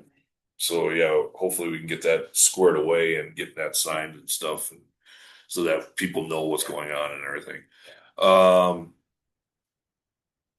Go ahead. I just wanted to schedule a meeting with you at some point soon, Helen, to go over. It's just that time where kind of renewal time has passed, and we have all these people that are pending or outstanding that I'd like to craft some kind of messaging to them. Yeah. To see either why they're not renewing, or again, have you guys look at the list because maybe oh, this person's not in this office anymore. Yeah. So just have do some membership cleanup and strategy to get. Yeah. I've looked at that list. And there's a lot of people that I've hired or whatnot. Yeah. They've been hanging in that database a while. It's like their last activity was like in 2013 or 2012. So. Yeah, it's just an ongoing project meeting. Resume recording. All right, Eric, you with us? Yeah. Good. There. All right, so the second part of the day, I just really wanted to get into the budget a little bit so we get at least a good start on it. Since we're pretty close to being taken care of with Grass Mountain or Grouse Lodge or whatever it's called. Then maybe we can start talking about a few things, maybe, and then we can get into the scholarship thing a little bit too when we get to that part of it, for sure. So, Nick, can you share, or do you want to share, or I can look it up here? I'll try to join. Or you can pull it up. Okay, yeah, I'm in Google here. So let's see, it's in board business. Treasure. Okay. Budget. This one? Yep. All right. Tell me where to go with it. Yeah, just slide over. So the first visible column is the green 2026 pass. Yep, Like that. Yep. like that. Yeah. So our actuals are not fully updated, but a lot of them are pretty darn close. So the left side is what we passed for fiscal year 2026. And this was the 2026 actuals. What, and I filled out a decent amount on the proposed side, and then the difference is between the budgeted amounts, not the actuals. So 26 versus 27 budgeted. Yeah, I looked at interest rates for CDs the other day. They're a little bit lower, and I think this last year we were a little aggressive with the amount that we put in. We put in 50 grand. well, I mean, we were able to do that, so Did you have some just come out recently? Hmm? You just had some money come out of CD, right? It was February, I think. Yeah. Now you are the one that we kind of thought. so we I think so. I think we should, Let's let him Yeah. give this thing. yeah, I think we should do a $40,000 CD. It'll be a 7-month term, and then no matter what happens with the new endowment fund or anything, we can pull it out at any time. We just lose some of our interest. So I think it's a safe thing to just. do we want to do an automatic thing, or do we want to, like, I mean, you pulled it out in February, so from February to now, we haven't done one. No, but then just there's so much moving There's around enough going with on. the conference. Okay, okay, if we're good with that, that's fine. Yeah, I just wanted to bring that up. Well, because if I remember right too, a couple months ago, because we put more than 40,000 in last time, right? we put 50,000. But we thought it was a little tight. It was Closer. too tight. Okay, yeah. How did we get through it? Michelle was very kind and let us delay payment on one of our invoices for me. Star. Until like, still more. Way to sacrifice, Michelle, Right, for the and then greater good. We bumped up the call for sponsorships. Yeah, so some more So sponsor that money we came in. Yeah. get cash flow. We're able to pay our past due bills. Yeah. Yeah. I feel like very quickly, like it turned around very quickly. It was within like a week of me Mhm. asking you that Yeah. we were kind of back on track, but I don't think we need to over. What do we have in savings right now? After we pay Grouse Mountain, I think it'll be like 75. Okay. So yeah, that'll leave us with 25. What, you want me to roll down? No, I just wondered No, if okay. I don't. I'm messing with it because I'm in it. No, you're not. Okay. Yeah, and there's notes. I mean, my only thing is with this is, do we want to Oh, yeah. have money going in at two separate times? That's what I'd like to get to. It's like just with me leaving, Yeah, it's just not quite the right time. But I think like, and another thing I want to jump into is kind of like our worst case scenario. Like, how much money do we need to just exist without any revenue, like a COVID year, and kind of have that much on hand for the C6, and then whatever else would go into the endowment fund. And I think once we have that, we can have like 3 staggered CDs that are still gaining interest, like 10 grand each or something. I want to just say up front with the CD part, right? We acknowledge we should do something with the chunk of cash that we had sitting around. It was losing money by just sitting there. So you see, interest rates were at an all-time high. Right. Yeah. And so it made sense. It's better safe and, beat inflation a little bit. We're starting to see an environment where that might not be the case. And a CD is restrictive to some extent, safe, but also restrictive. So, however, whatever the mechanism, whether it's a CD or a CD ladder or something of that nature, there are potentially some more liquid options. Like even a high yield savings account, is getting 3.75%, and you can move that money anywhere you want. Yeah, I think we're a little tied down with Wells Fargo. I think that has been limiting our Right. options, because I don't think they do a bad deal. No, they're all big. Yeah.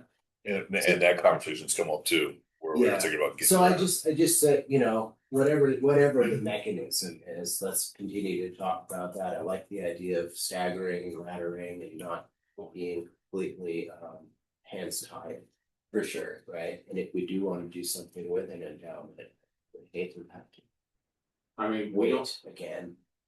I mean, we're not totally tied to Wells Fargo in terms of having to potentially change. I mean, I know this is probably not the greatest time to maybe do it now, but Yeah, and I didn't want to do it this past year just because of that. Like, I had to go there like 4 or 5 different times to just like get onto the account and stuff, and I was like, Well, even I that didn't before go you, on Nate board. was having like 6 months of dealing with them just to get the signatures all in and everything. yeah, it's a big lift. Yeah. So, Because I'm assuming like Stockton Bank, they probably have a high yield savings account. A lot of, you Well, know, it's- locals, a lot I know. of the brick and mortar banks don't. It's pretty much the online banks that have the high yield savings accounts.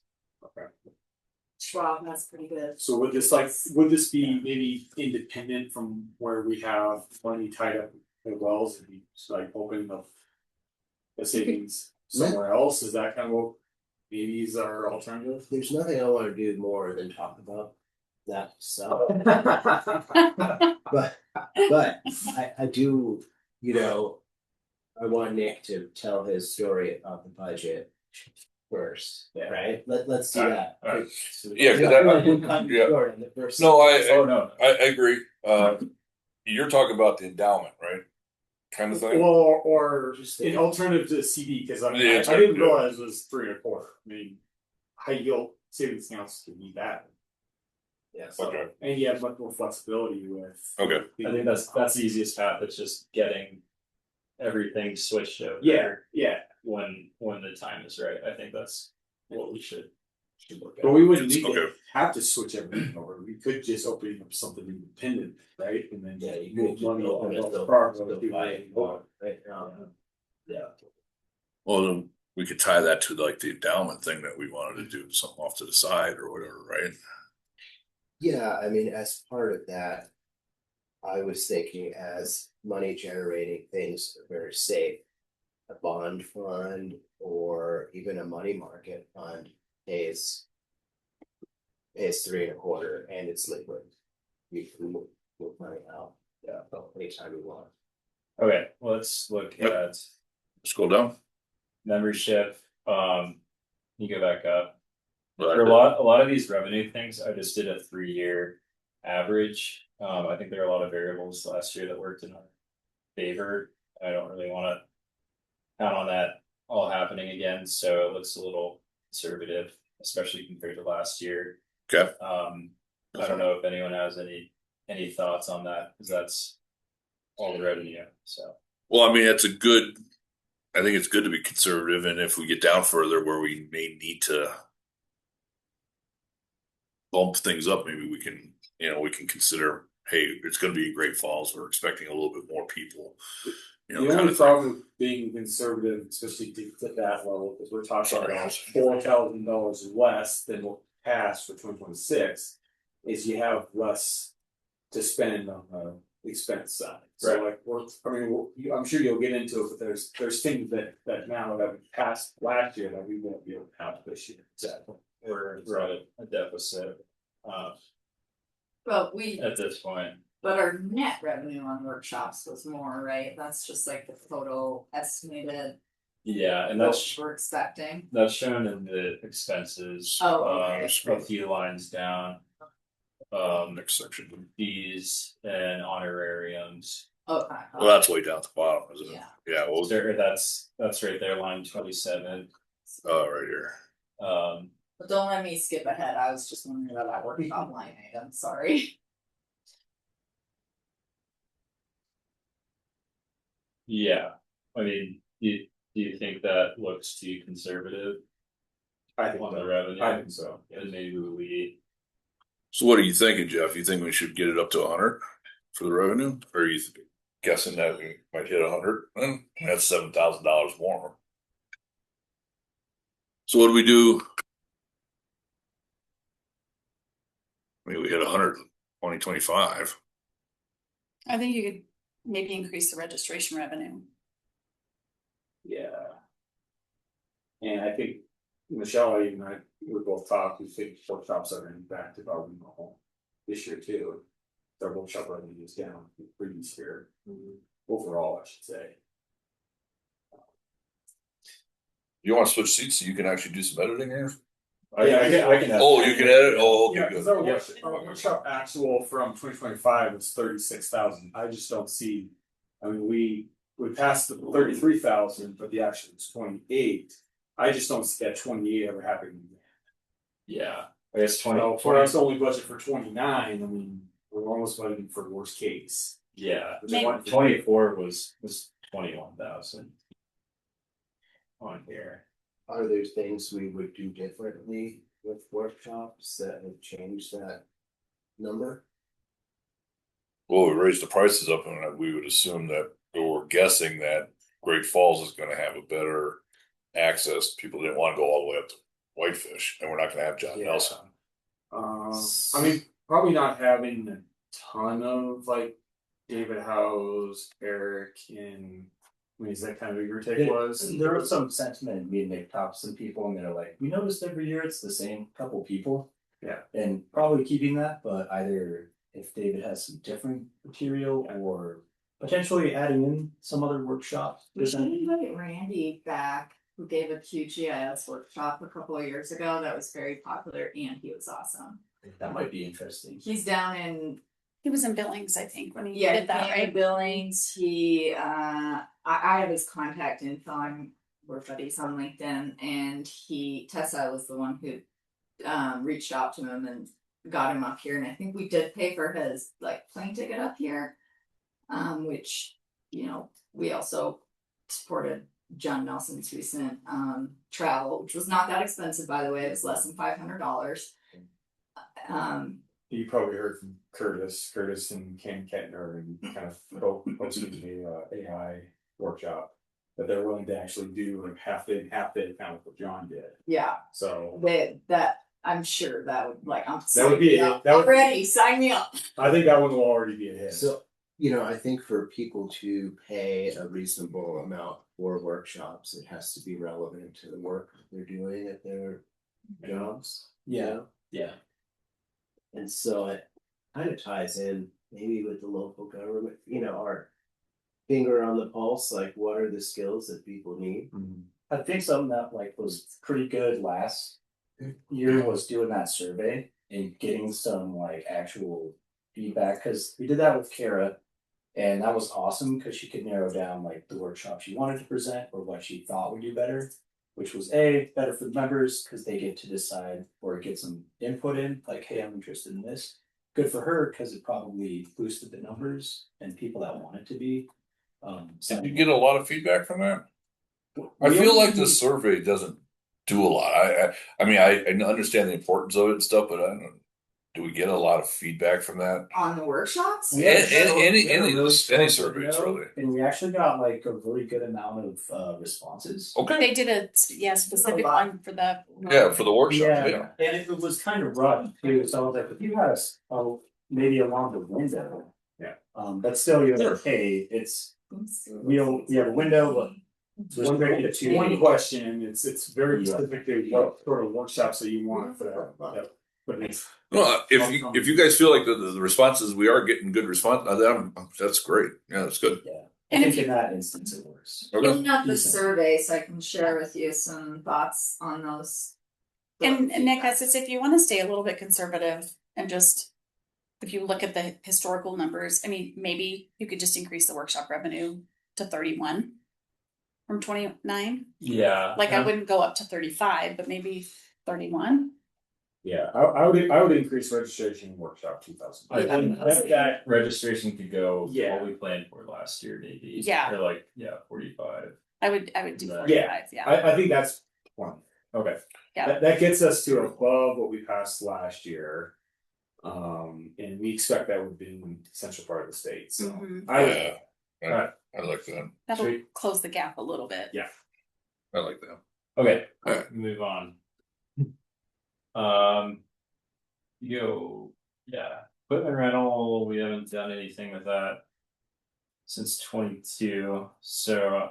it And seems what all was that? Kind of gets lumped It's in. been it's been included. Okay. Yeah, Was that part of the hotel? Is that what it is? Like for the projector. Yeah, okay, It's been included in the meeting room cost. So it just depends, really. Yeah, it depends on where you're at. Yep. I suspect I can't remember off the top of my head for the Heritage Inn contract. I feel like it might be extra, so we may have, it's good that you put some in because, Well, he didn't put anything in. oh, I thought I saw Or- 3,000. okay, yeah, Yeah, no, let's hear it. Yeah. Oh. Cool. I would leave it. Yeah, and I'm guessing we don't have a huge sense of pricing. But For the Great Falls. So why You can is that in look. there? So equipment rental and audio visual, those different things? yeah, and I guess in 2025 we had a specific bill for audio visual. the equipment rental, I think, was more like renting, because I think Missoula was the last time we did it, but it was renting those. Poster board. Poster, Mhm. poster board things. That was an offshoot. We don't want to talk about Missoula again. Hated that holiday inn. Oh, Yeah. My window literally faced the conference hall. I didn't have a window to the outside. That's crazy. That's a view, man. What are you talking I about? can put the contract ready to send you a number. That'd be awesome. Cool. Yeah, we'll just base it off the contract then. Seems like food is usually up in the air though. So yeah, I think the average over the past few years kind of makes sense with the Grass Mountain kind of pushing that number up quite a bit. Speaking of travel, like, have we ever had to pay 1,500? No, but I think last year we like specifically allocated maybe more. I was like, I'm trying to remember this because we talked about, we're gonna cover John Nelson's travel. He's doing a workshop. We had precedent for that. Yeah, but your notes don't say anything that we. I feel like we just do that for the keynote. Ticket never costs. Yeah, is that 477 John Nelson's ticket? Yes. Yeah. Oh, that was, so that's where we pulled it from. Okay. And his yeah. room was. But I think it's Yeah. good to have that because we always go over on other things. We could all, yeah, I agree. I can agree with that. Yeah. Now, I was just reading the note there, at 684 and 24. I mean, it seems to be the highest number. The 684 was It probably says- Randy's travel to. It says estimated for Um, all the the- space is 6,000. Okay, who was Hillary? awesome. Now she brought up. I'm totally for what you were saying about that. If we keep this a little high, then we know what we can dip into if we go over on some other things. Space. I do want to just say that Hillary brought up a great point when I brought that up last time. I'm like, who cares? We'll just take it out of another fund or whatever, because we're over a little bit. But Hillary brought up the fact that, look, we're doing this budget thing to do the budget thing, so let's try to narrow, let's try not to take out of specific things to cover our expenditures when we're buying all this extravagant food for dinners and all that stuff, And I get what she's saying. And I just want to put it out there. I'm with Rob. Look, if we go over a little bit. We're always going to we seem to always be in the plus anyway in the end. I do understand that, you don't want to go over budget, but if we have a little area where we can pull from somewhere else, I see no issues with that at all. I think that's how we should be looking at it. Good. Yeah, I agree. Thank you. So maybe we drop do we ever cover their hotel costs or anything for speakers? Usually they get comped, right? Like you said, Yeah, because it's usually only one or two, and we usually have enough. Now, Heritage Inn is a little different. I don't know if we're getting the one for 40 with them, so I would leave a little bit in just in case. But I think we could keep the 15. yeah, Yeah, that's a good one. Now, Okay. the fees in honorarium, what is that? Is that? That's what we pay out to the dated house. Oh, okay. Gotcha. Yeah. Yep. Gotcha. So that should be kind of based on Yep. the amount of workshop. Yep. Fees we're putting And on that that. number can be volatile, obviously. So- Yeah, I don't think I'm gonna touch it, even though that's. Yeah. Uh, Yeah, absolutely. Because last year that might be the lowest you'll We'll see, you know, but who knows? Right. Geocon supplies, I think this kind of got muddled with printing and reproduction and some other things. I might have to get with Michelle just to go through like what went to what. Yeah. On the conference invoice. And the swag.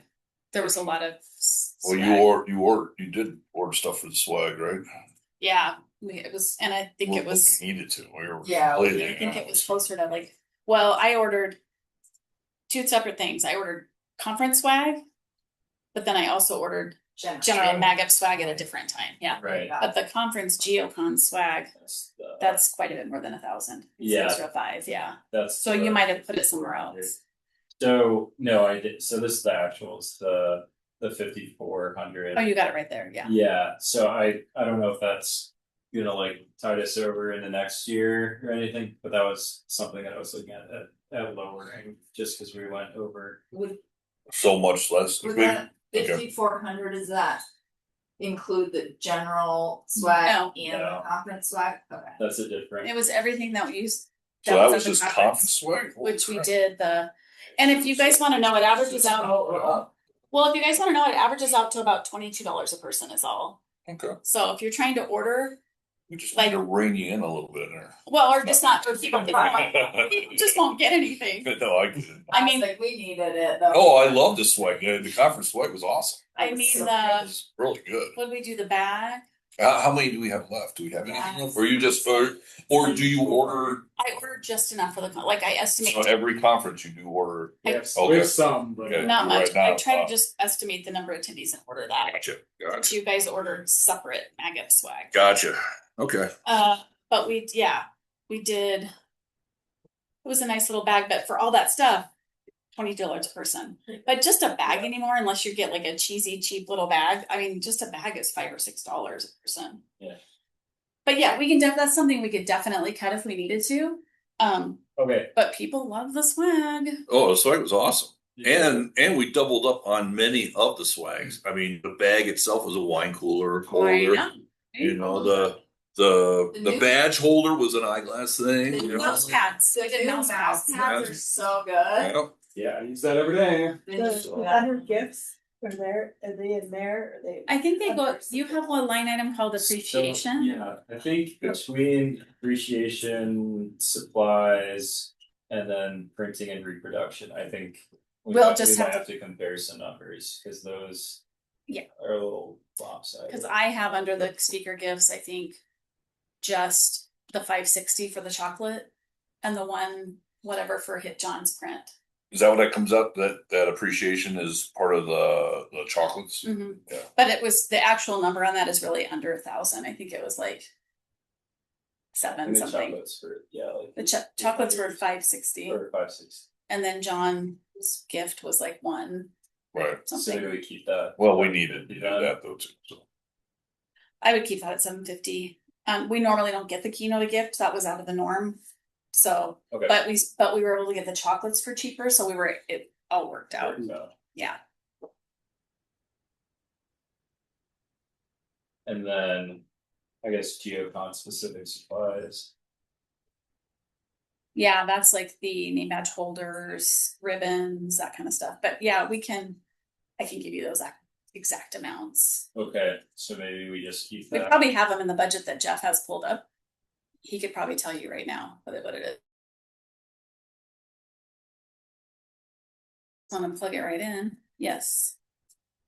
So for the appreciation with the speaker gifts. Hold on. It was $795.74.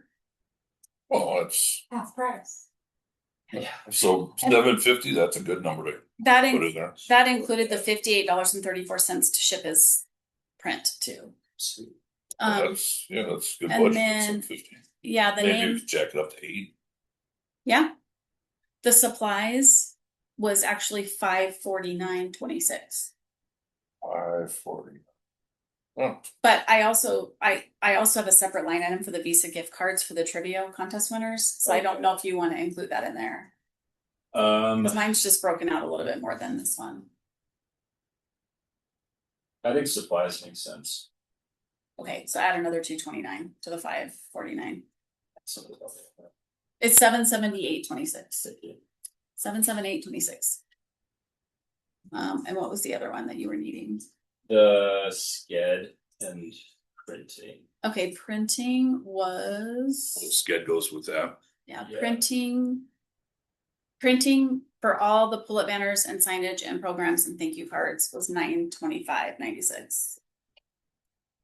I think you're right on with our budget then. And sked, I think, because we do the what's the boost now or whatever, I think it's 1,400. So 23, 20. It's gonna be on our invoice that I'm gonna actually send you This like month, today, yeah. probably. Yeah. It's either 14 or 15, yeah. No, it's not that high. Sorry. It's like put 650 for now. Okay. So 650 plus 925 and 6. Oh, you're gonna add those together? Okay. That's about 1,600.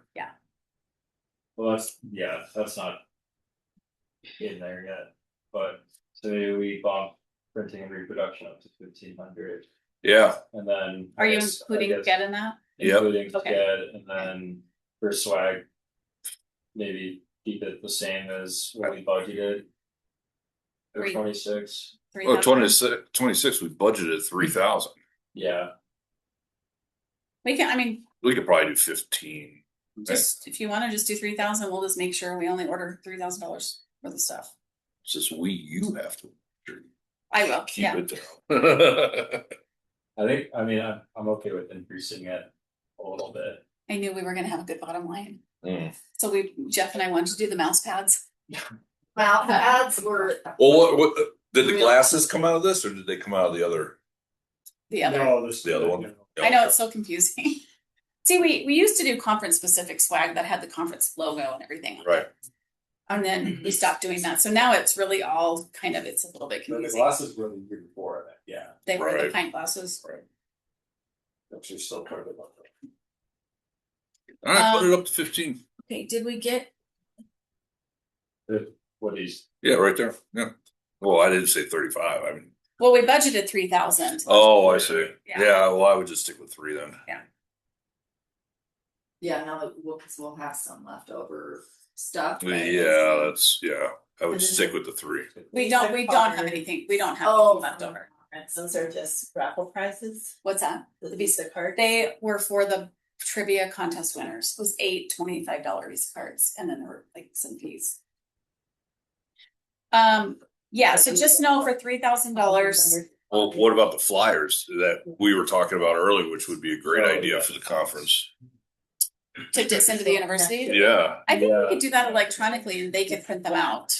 Yeah, like if you send them the email and you're like, hey, here's a link to the flyer. Here's a printable They'll version, yeah. distribute it. That's kind of putting the onus on them to do that, though, kind of thing. I mean, which is fine. I agree, but I mean, if we can give them the print right there to say, hey, you know, Well, we'll have to, we'll have to find out who the person is and ship them to all of them. We can Right. do that, but we'll have to add all that in. I guess you could have both. You could have, hey, if you want, print your own, or if you want to receive some prints, reach out. okay. Yeah. I guess that would go under the printing and And that reproduction would, thing, right? well, I wouldn't put that under the, well, would you put that under the conference budget? I guess you could put that under the conference budget. Well, we're promoting the conference. Yeah. Well, that I would- mean, yeah, I think I would just do it electronically, but if you guys want to have some printed, we can. Just somebody's gonna need to distribute those to all the universities, get them to the right person. And Right. find somebody who would agree to put them up. Yes. right. Yes. I would be with Michelle and lean towards electronic, but Well, I got no problem with that. It's just I feel like all they're gonna do is see it as spam or whatever, and then they won't do anything with it, kind of thing. What do you think, Rob? maybe they'll forward it to their. What's that? Like for the flyer suggestion that you had for the universities, are you thinking they're actually gonna need a physical stack of posters to hang up, or do you think if we emailed it to them, they would print it out, hang it up? themselves. I think if we can create a good PDF, it can be printed on site. Okay, They can do it on themselves. Yeah. Well, yeah, that'd be great if if they'll do it. if they do it. Even I'm willing to go put some if, stuff they, up there. they even have plotters, we can make them, Right.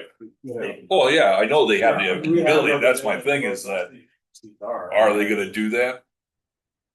Absolutely, I think it's in line with our way in which we would distribute things. Okay. What's the alternative? We're gonna mail it to them? Yeah, so they have something physical that they have to go do then.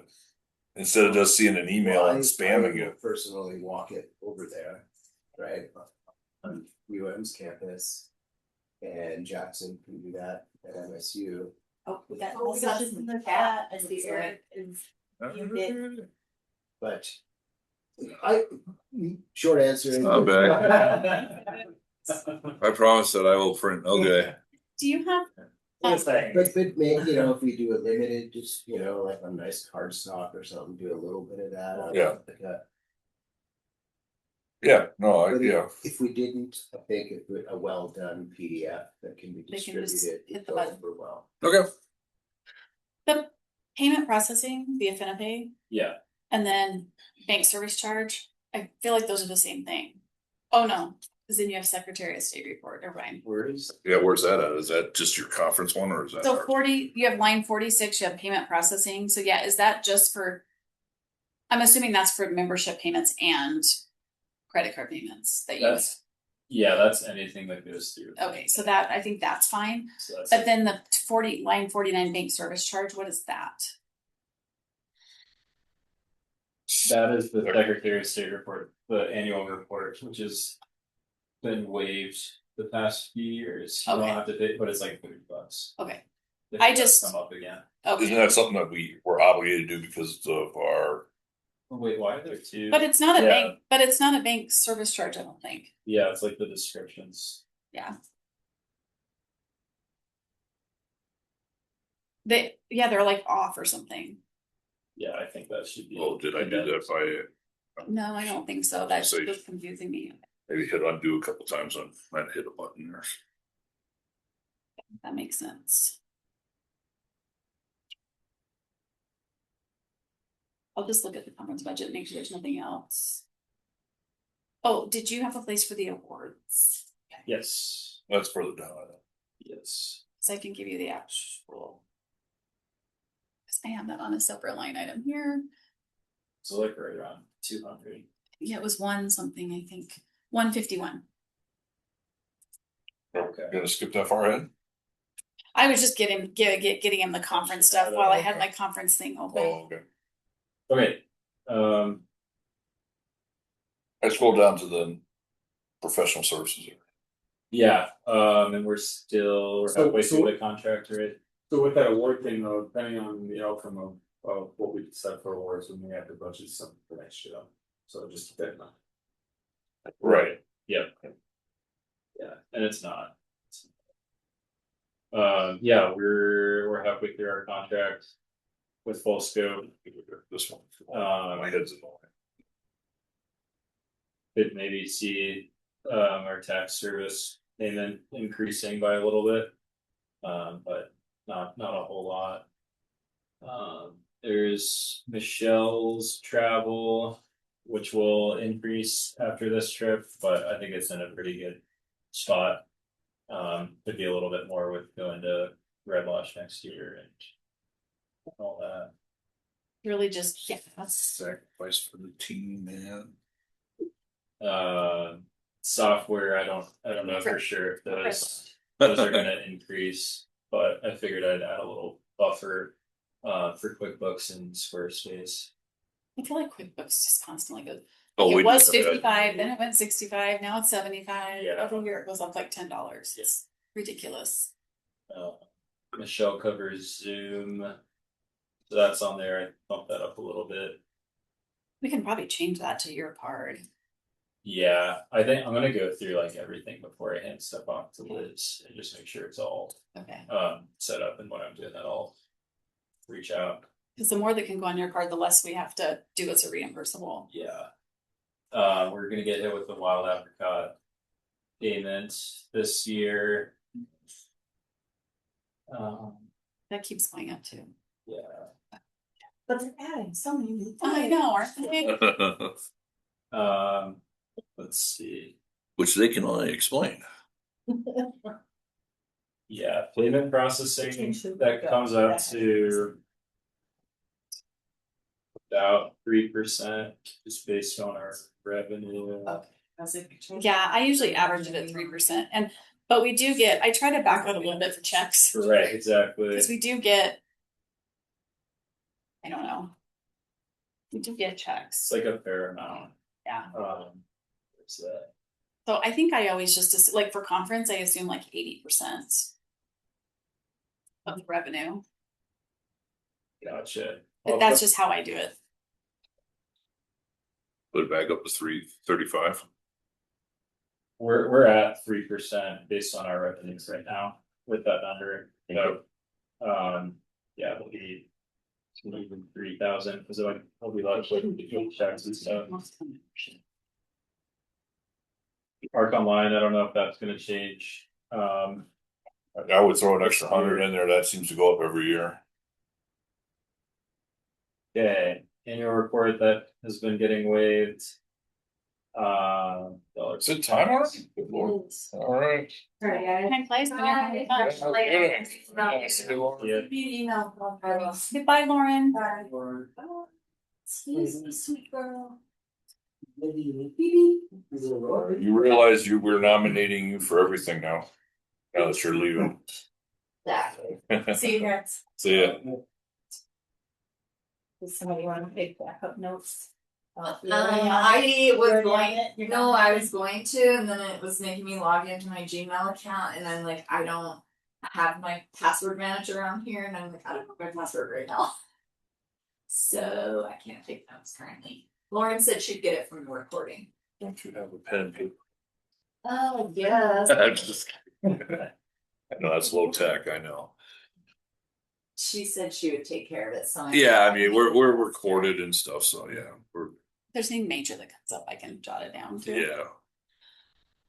All right, so go on, keep on going then. DoD travel, we had a little bit of an underrun, but I think we should keep that number at 2,000, especially if we're getting more involved with like Marls and other organizations, and people. Yeah, but that's also for the strategic planning session, right? Yeah. Yes. So I would almost jack that up a little bit. You think it's gonna be more expensive this year? Well, What was the room? I can't remember. You sent me the. I think it was 1,600 they said for the meeting room and 10, 11 rooms reserved. It was like 1,600. Mhm. So Okay. So I mean we're good there, but Right. I mean if we're doing anything else, that's only leaving $400. Oh, for like the rest of the year. you yeah, mean? for Yeah. Marls, Mhm. Marls, Yeah. yeah, things man. that were more of. Yeah, that makes sense to me. I mean, I don't know if MAGIP's gonna be paying rooms for like Marls or something, but I mean, getting there would be nice. Do we make a document for that? About what? The rules for requesting funds for traveling on behalf of MAGIP. We did talk about it. We talked about it, yeah. Yeah. Yeah, I don't think we've written There that is down. something. I thought there was like a policy that you guys drafted. I don't think we have that done yet. I mean, we've been talking about it. Well, Jackson made one up. Did he? Maybe. Now I thought so. Maybe so. Well, if I could Talk get about it. it, but then, Nobody really takes it up on it. I'm pretty sure I never said take it. it. right. That's And what- I mean, I think it will. The final MOU on what exactly are we doing? Oh, for those, How? yeah, Will sort of determine the travel. that's also true too. What Yeah, if we bumped it up to, I don't know, like 2,200 or 2,500, and then if we don't use those funds, that's fine, but then, I wouldn't want a board member who might be representing us at a different conference to feel that they have to take out of their pocket money for like a hotel room. If that really is the case, we've already talked about involvement with these organizations is something that's important to us. Maybe it's not needed, but it might be nice to, because we did talk about covering hotels, like. I don't know if we went to that extent. I remember talking about travel for sure, but I didn't. Talked about hotels, but I I don't. thought we did too. I just like It's possible. You know, fair. it, Yeah. we could, So we could handle this with a vote. I have a link to the draft travel reimbursement policy right At here. the time at which it would be needed. Right. Because I do see it sort of being a rare situation where you're going to Dillon. Oh, I didn't have to the a Miles conference by yourself, and you're gonna need a hotel room there. You know, That's we'd right. be like, well, is that even worth it? Yeah. that I remember Yeah. we Yeah. used to do or something like that. Yeah, it would have to go to that makes sense. If that's coming up, and you say, you know what, I So think thinking it's about really important for us to be at this conference. Yes. We need to go. Do we Have a yes, I like that for sure. Yes, I think we used to do that. Yeah, Jackson wrote a policy. Yeah. And like, I have notes on this from. Yeah. Is it just mileage? I have it, yeah, I have it pulled up. Allowable expenses, mileage, personal vehicle use will be reimbursed at the current. Yeah, obviously that is about the trap for actually getting there. Parking and lodging. Lodging will be reimbursed up to the current GSA per diem rate for the travel destination in Montana, plus applicable. Mileage reimbursement does not require board approval. Lodging, I think, That's does. what we talked about, yeah. Oh, it says if the lodging cost is higher than the applicable Montana per diem rate, the excess must be pre-approved by a vote of the MAGIP board. Itemized hotel receipts are required. Somebody was thinking back then. I like, we talked about it. Yeah. Yeah. I do remember talking about it, so that's good. I Yeah. think the main thing was like, if someone else can go and have their work cover it, then. I think Well, that's the other thing too, right? Yeah, that's right. It was that one. That's most of the cases. Yeah, exactly right. Yeah. My work probably. We can't get Yellowstone County to foot that bill every time. Thanks, Yellowstone County, by Yeah, the way. We'll just keep that down though. So I'll probably go into tomorrow's office either way. What's the fun on this other one? So, is that what it is this year? so that, I don't know if you guys want to increase that number or not, based on that, but.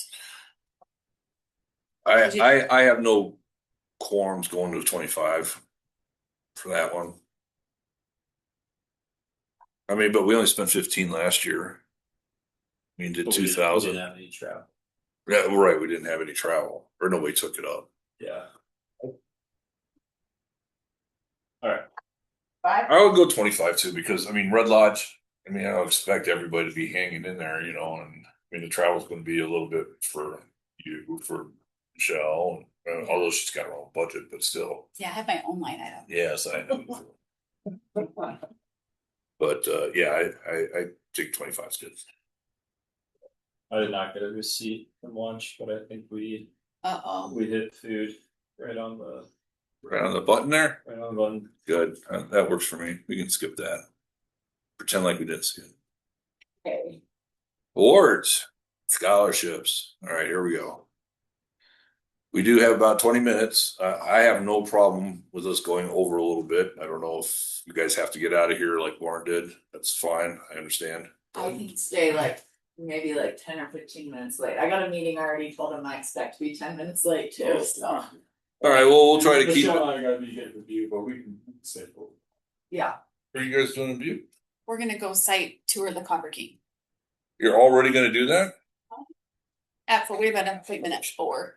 Okay. I mean, I guess, okay. That's Well, the only thing. I mean, it's like, we're kind of already approving that we're going to Butte No, now. we did with Whitefish, we saw it before you guys. We went to Kalispell and. We've done this, yeah, it's more or less just like, Well, it feels like a wasted trip if we don't go with Butte then.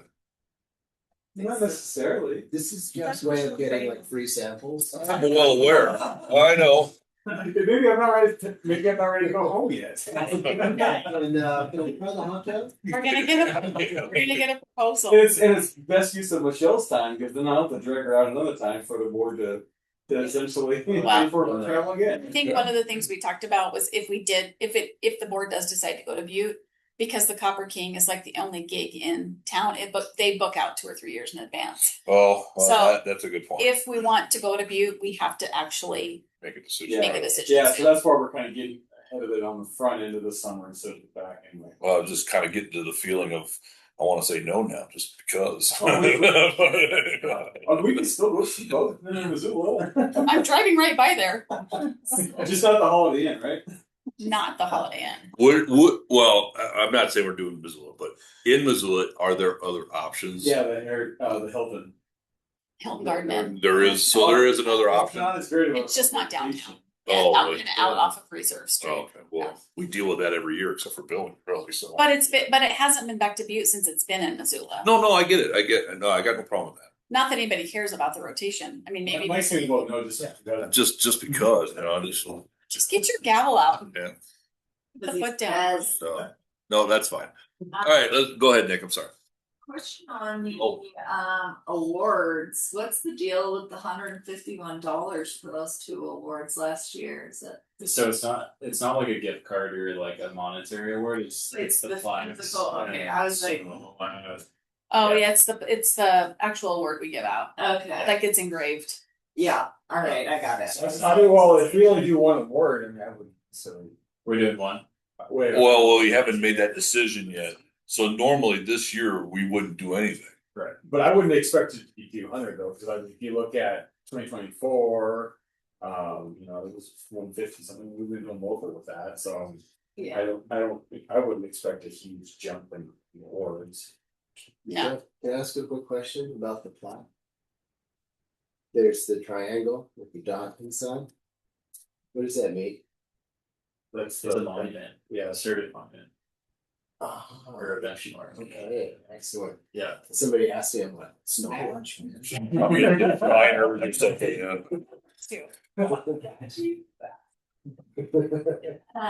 Well, should we talk about?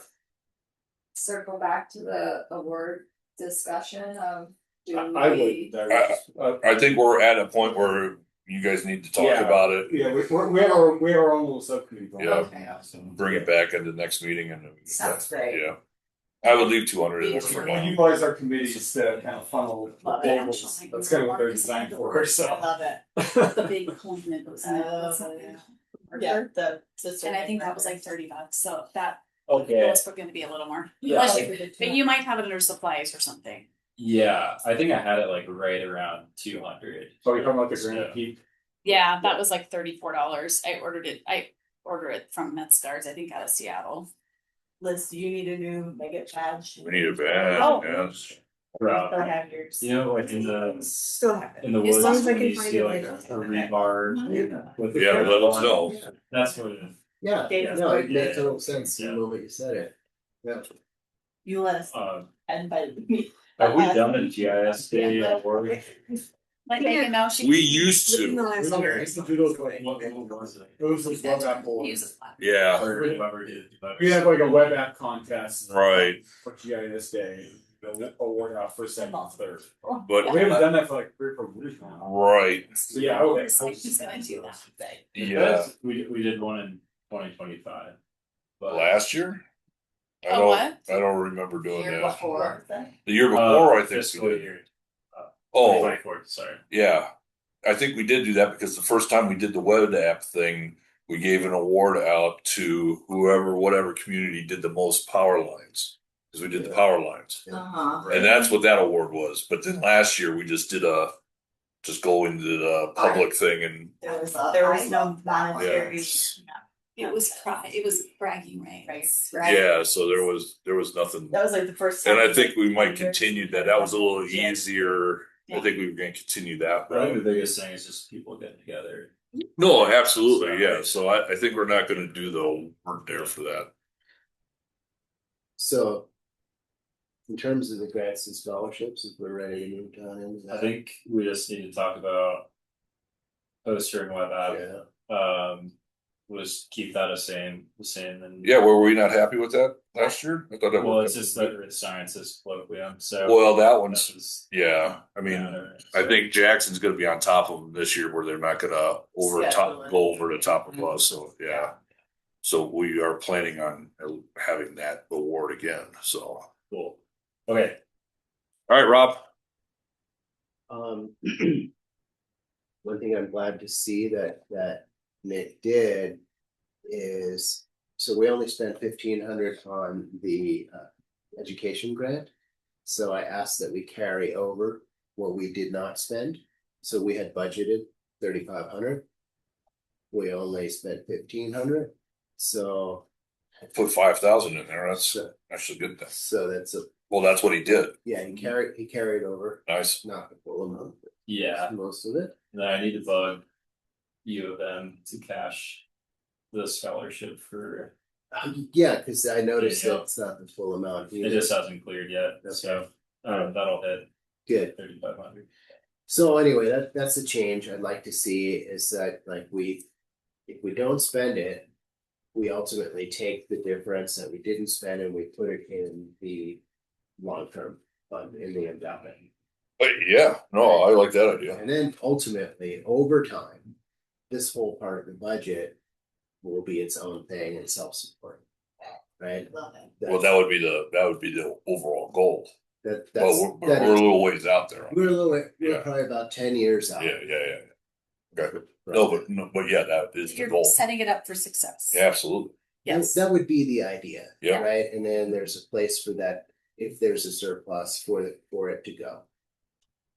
So I think that's, I just wanted to kind of clear that up. But I guess should those rollover funds count against the budget if we're gonna continue to do that though? Cause that does actually kind of mean that. Either we consciously know that It means, going in, Yes. or there's things we have to cut because of it. And I think it has to be. well, I think Just knowing that it's commit, a higher amount. if right? we commit to the number, we commit to the proposed number. Yeah. That's. We can't pull from. Yeah. That's all that is. I mean, we could just make a point of saying, hey, look, if we go over on something, scholarships and grants, we are not dipping into that little pool there. That is what it is. That's fine, but I guess what's just showing on there and what's gonna have to be reflected is probably the deficit by that, what's that 50, what rolled over? No, 2,000, 1,500 rule. yeah, 1,500 rolled And over. I don't think this is like a good long-term solution to this, and if we get to the point where we have another account that we can move the funds into, and then it just clears at the end of the year, and then it's not reflected on this. Okay. But yeah, I see what you're saying, it's. I mean, because Right, yeah. looking at it, we do have some things to cut with our Yeah. over, so. Yeah. Well, I mean, if we pull this whole thing out, and make it its own separate thing, then we're gonna be over an awful lot. Yeah. Which is good, then we can feed Yeah. that surplus. So one other thing, and I think Nick was alluding to this earlier, something we can consider in the near term, right? Because time's valuable at this point. First, I think a 4-month CD is actually paying, I just looked it up. On Wells Fargo currently, as of today's rates, a 4-month CD is paying 3.75. And the 7-month is only 3.25. Yes, Wow. Was that APY or is it? yeah. And it goes from 3.49 to 3.75, depending if you have already a linked account, which we do, Gotcha. right? The relationship. Yeah. That's with Wells Fargo. So that's an easy thing. But I think that's what we're getting at. Instead of taking the full 50,000 and putting it into a 4-month CD or any CD, we could take a portion of that. We could take 30,000 and put it in a CD and get 3.75% interest. We could take 20,000 and put it in a high yield savings account that will yield about 3.25. And then that's totally liquid. And if we have a need, we can pull from that. No fees, That's it's I think a near-term solution until We can separate. we can get established on the other point. Are we allowed to still do that Do it. in our way MAGIP is categorized? Oh, this is, yes. Okay, so Absolutely. that's We're all. not doing anything differently than what Okay. we're currently Okay. doing. Okay, Yeah. Currently we're taking that Okay. excess that we have and we're putting it into a CD, period, done. yep, that's all I need to know. Right. If you start getting into all that other stuff, I don't. Continue to, on that same strategy, Yeah. and just take a portion and put it there, and then Yeah. take another portion and put it into a high yield. That it would require opening a high yield savings account. Yeah, and there's a couple that are recommended that are safe and. And if we do that, I guess we'll probably just run it all through Liz as the designer for all that. Either that or we just go with the 4-month fee right now. Yeah, my mind was like, I don't have the bandwidth in the next 6 weeks. I don't blame you, I don't blame you. Like, I agree with you 100%, and the 7-month made sense because I'll be back. Liz doesn't have to touch it. Liz just has to keep the books while I'm gone and stuff. I just didn't want to put anything else Or, on. I've Well, got I- capacity and I think. Okay. well, either that or I was thinking he does not go on his vacation. You know, you gotta stay here, man. Yeah. So we should maybe consider capitalizing on some of this, like maybe soon. Okay, Right? before I I need to get forget, on this for Liz, what's your full name? Elizabeth. Can I make a motion to add Elizabeth yours as a signer to the Wells Fargo? Yeah, I'll second that for sure. All in favor, say aye. Aye.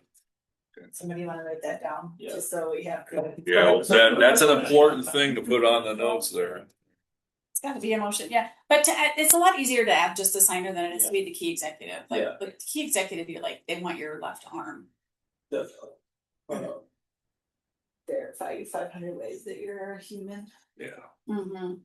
Yes. All right, well, that sounds good then. Who seconded that? I would have meant, I did. Yeah. You guys should, I mean, I know you two have been talking, loop Liz in on it and this little subcommittee, just as you guys are doing the award thing, and you guys should probably do Yeah. I think that'd be a good thing. Do we want to try to sort out everything today? Because we'll need another vote for the CD. Yeah, So well, what do you think? Yes, I mean, we can't keep pushing it down the road, right? I think we can do an email. I mean, you guys can talk about what's best to get it done with. I mean, we're kind of jumping into it right now. I don't want to sit there and approve something right now. yeah. But if you guys can come up with something by the end of the week, send it out there, and then we can just do an email acknowledgement or vote. I think that would work. Yeah, and if Liz is cool with going to the bank in a couple weeks and then 4 months from then we probably vote on it right now.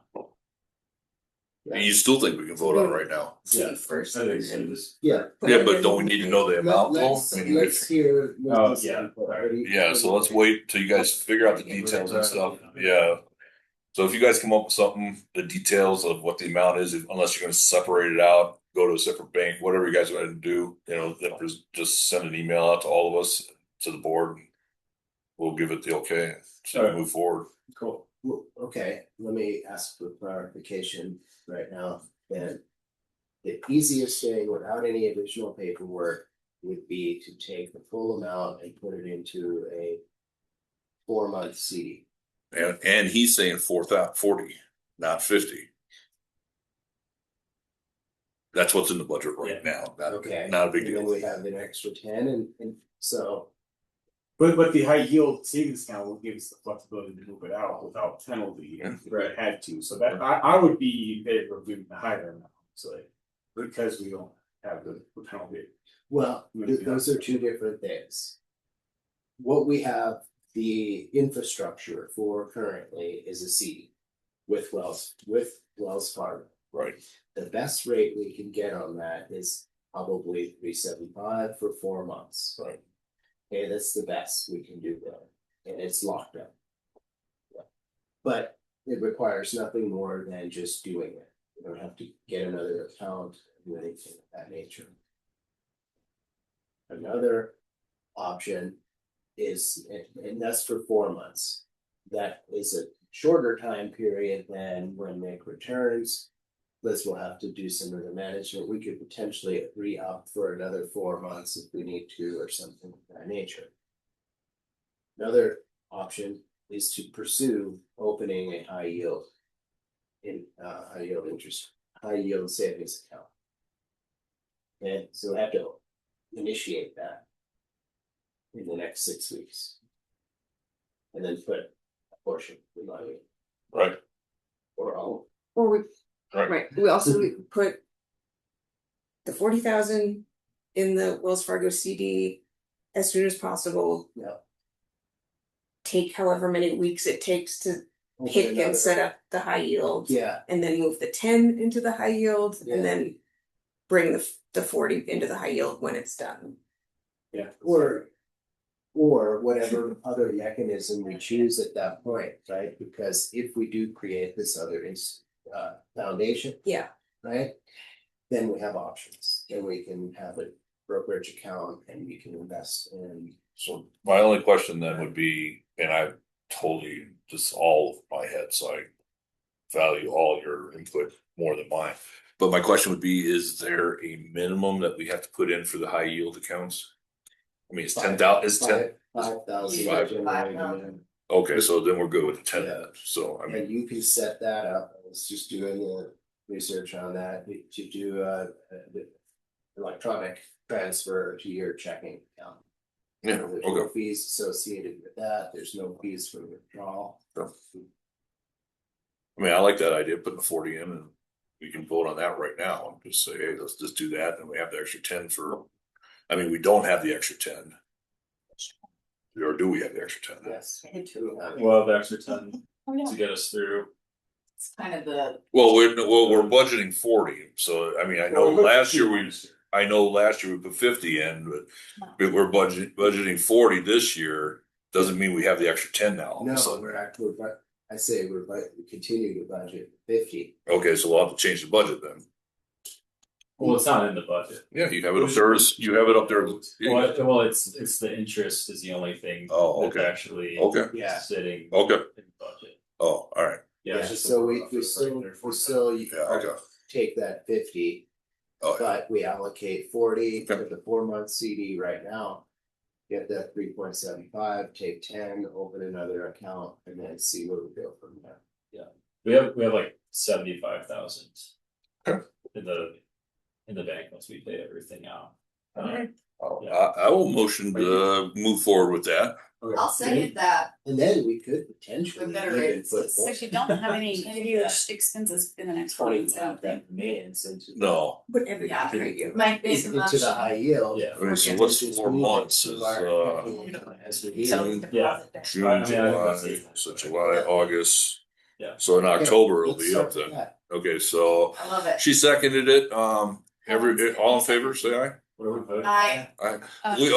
We motioned that we go with the 40,000 for the CD for the 4 months, and during that time, during the 4 months, I hope we establish the second part, high yield account with and put the 10,000 into that. Do you wanna say high yield account or other, like, cause you wanna leave your options open, Or- right? Yeah. Yeah, yielding out. Okay, so like- that's what that was. Yielding. So that was the motion then. Okay, so we'll go back to it again.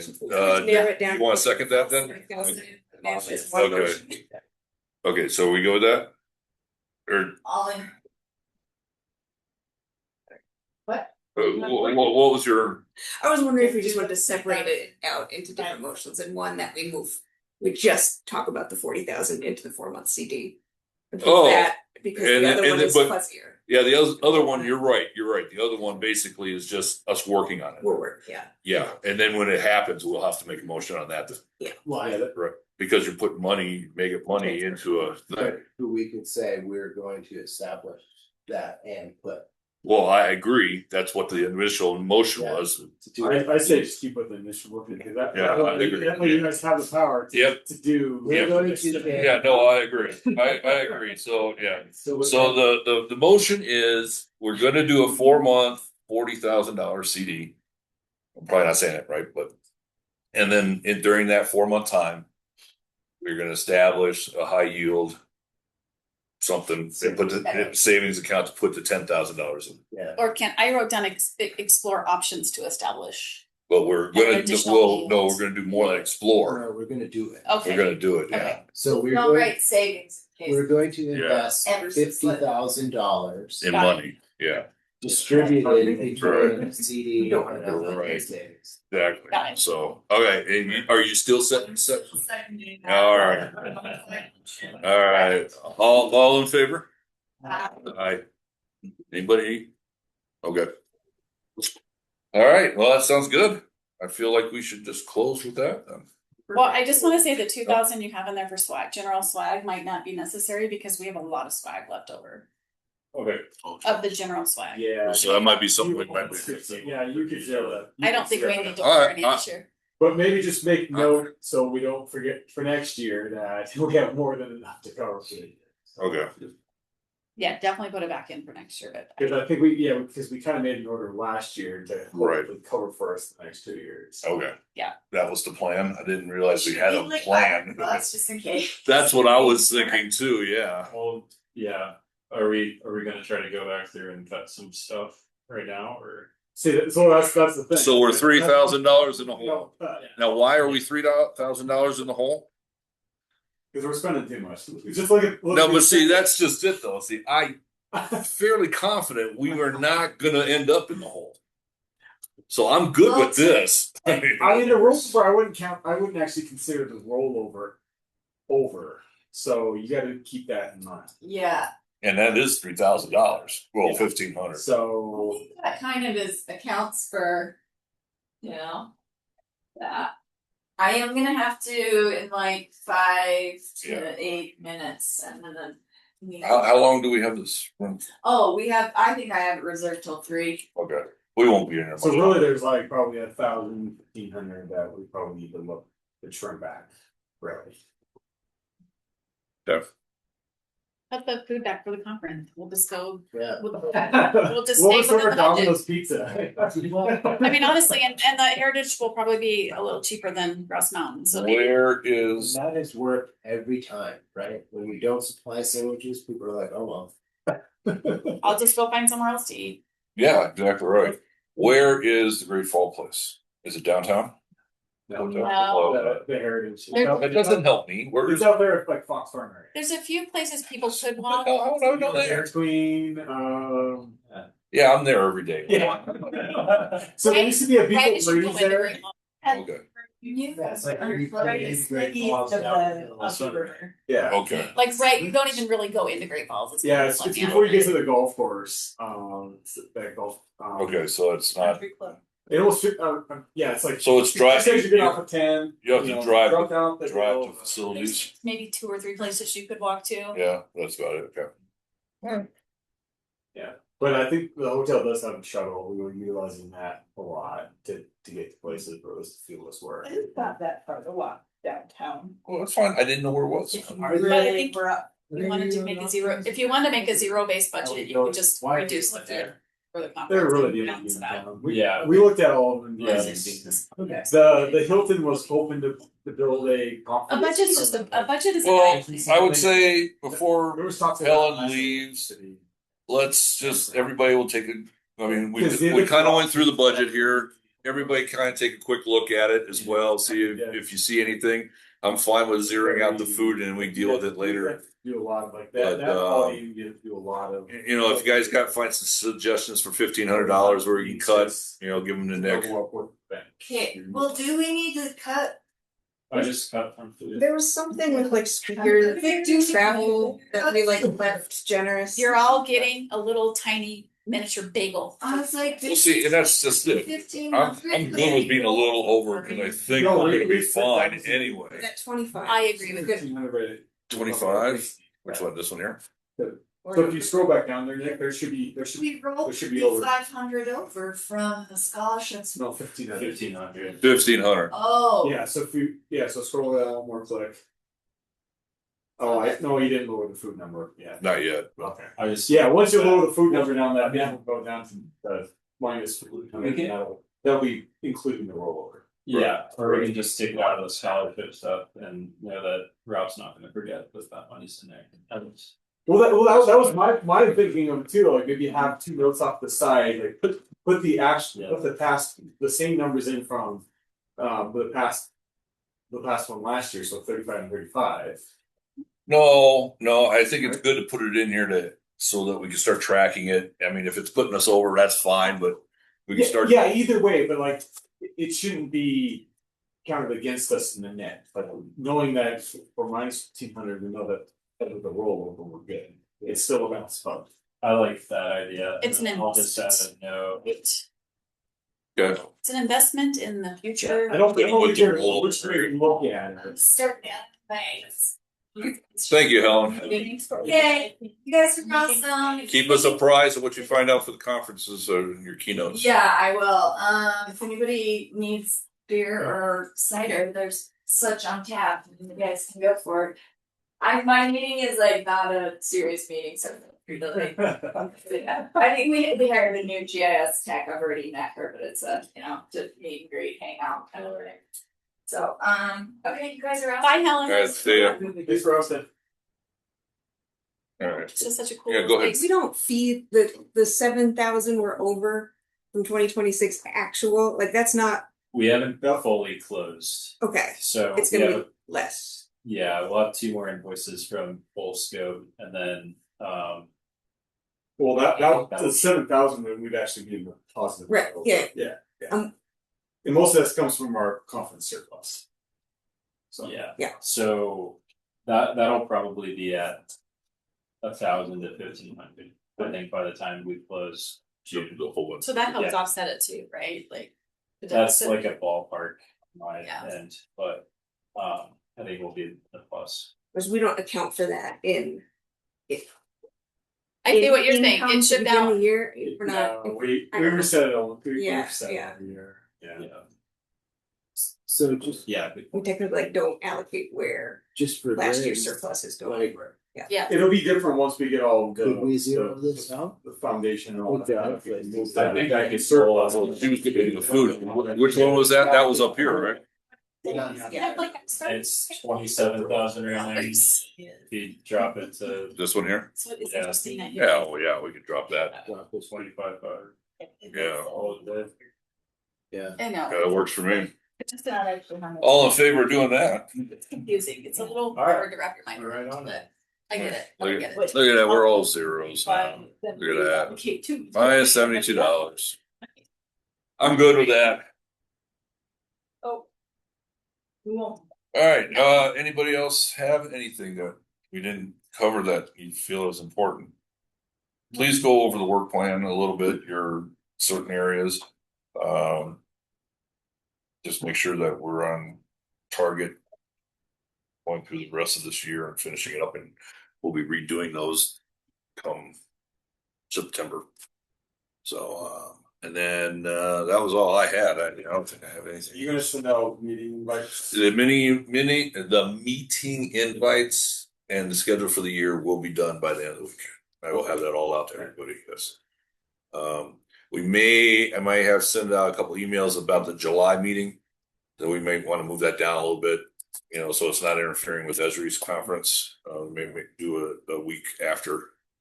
But other than that, I think we'll be good. Everything's going to be virtual until the strategic planning session. So, anything else? I'll be sending you a letter that you need to sign. So you get Liz on the account. Okay. And then should we just, I do have a Wells Fargo right next to my building, so I can, if I need to go over there for that, okay. that's not a problem. Yeah. And then to approve the budget. Did you say we're doing a July meeting? Yeah, I think I would like to, since that will be the only time. So, Okay. Last time to see Perfect. yeah, Would that be that's how kind of a July, August meeting like last year, or do you think we should still keep you out? well, if we move the meeting down in July another week, that'd be in the 20s.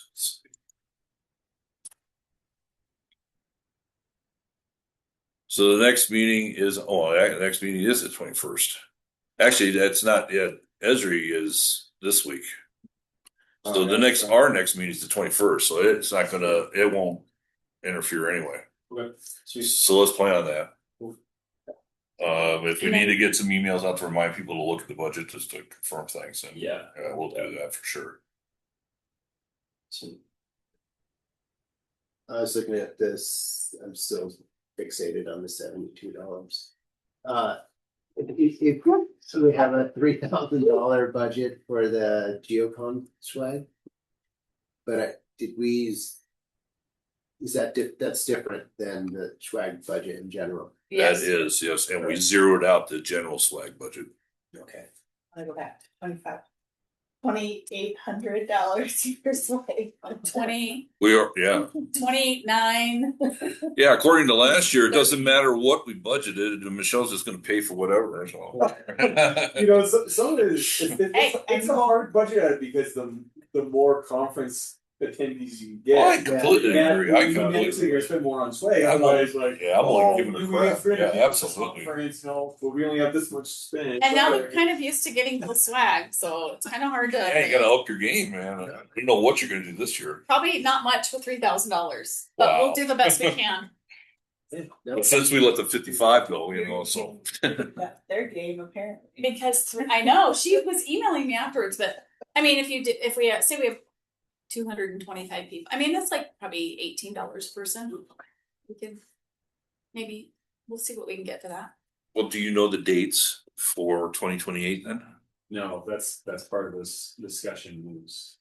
Because I don't know when Easter is and all that stuff. Well, yes, Easter is tricky. Easter is like in the middle of April, so During that time, 2028. 2028. Well, we haven't discussed times with them yet. Oh, I know, but since you're going over there, I'm assuming you're gonna be discussing times.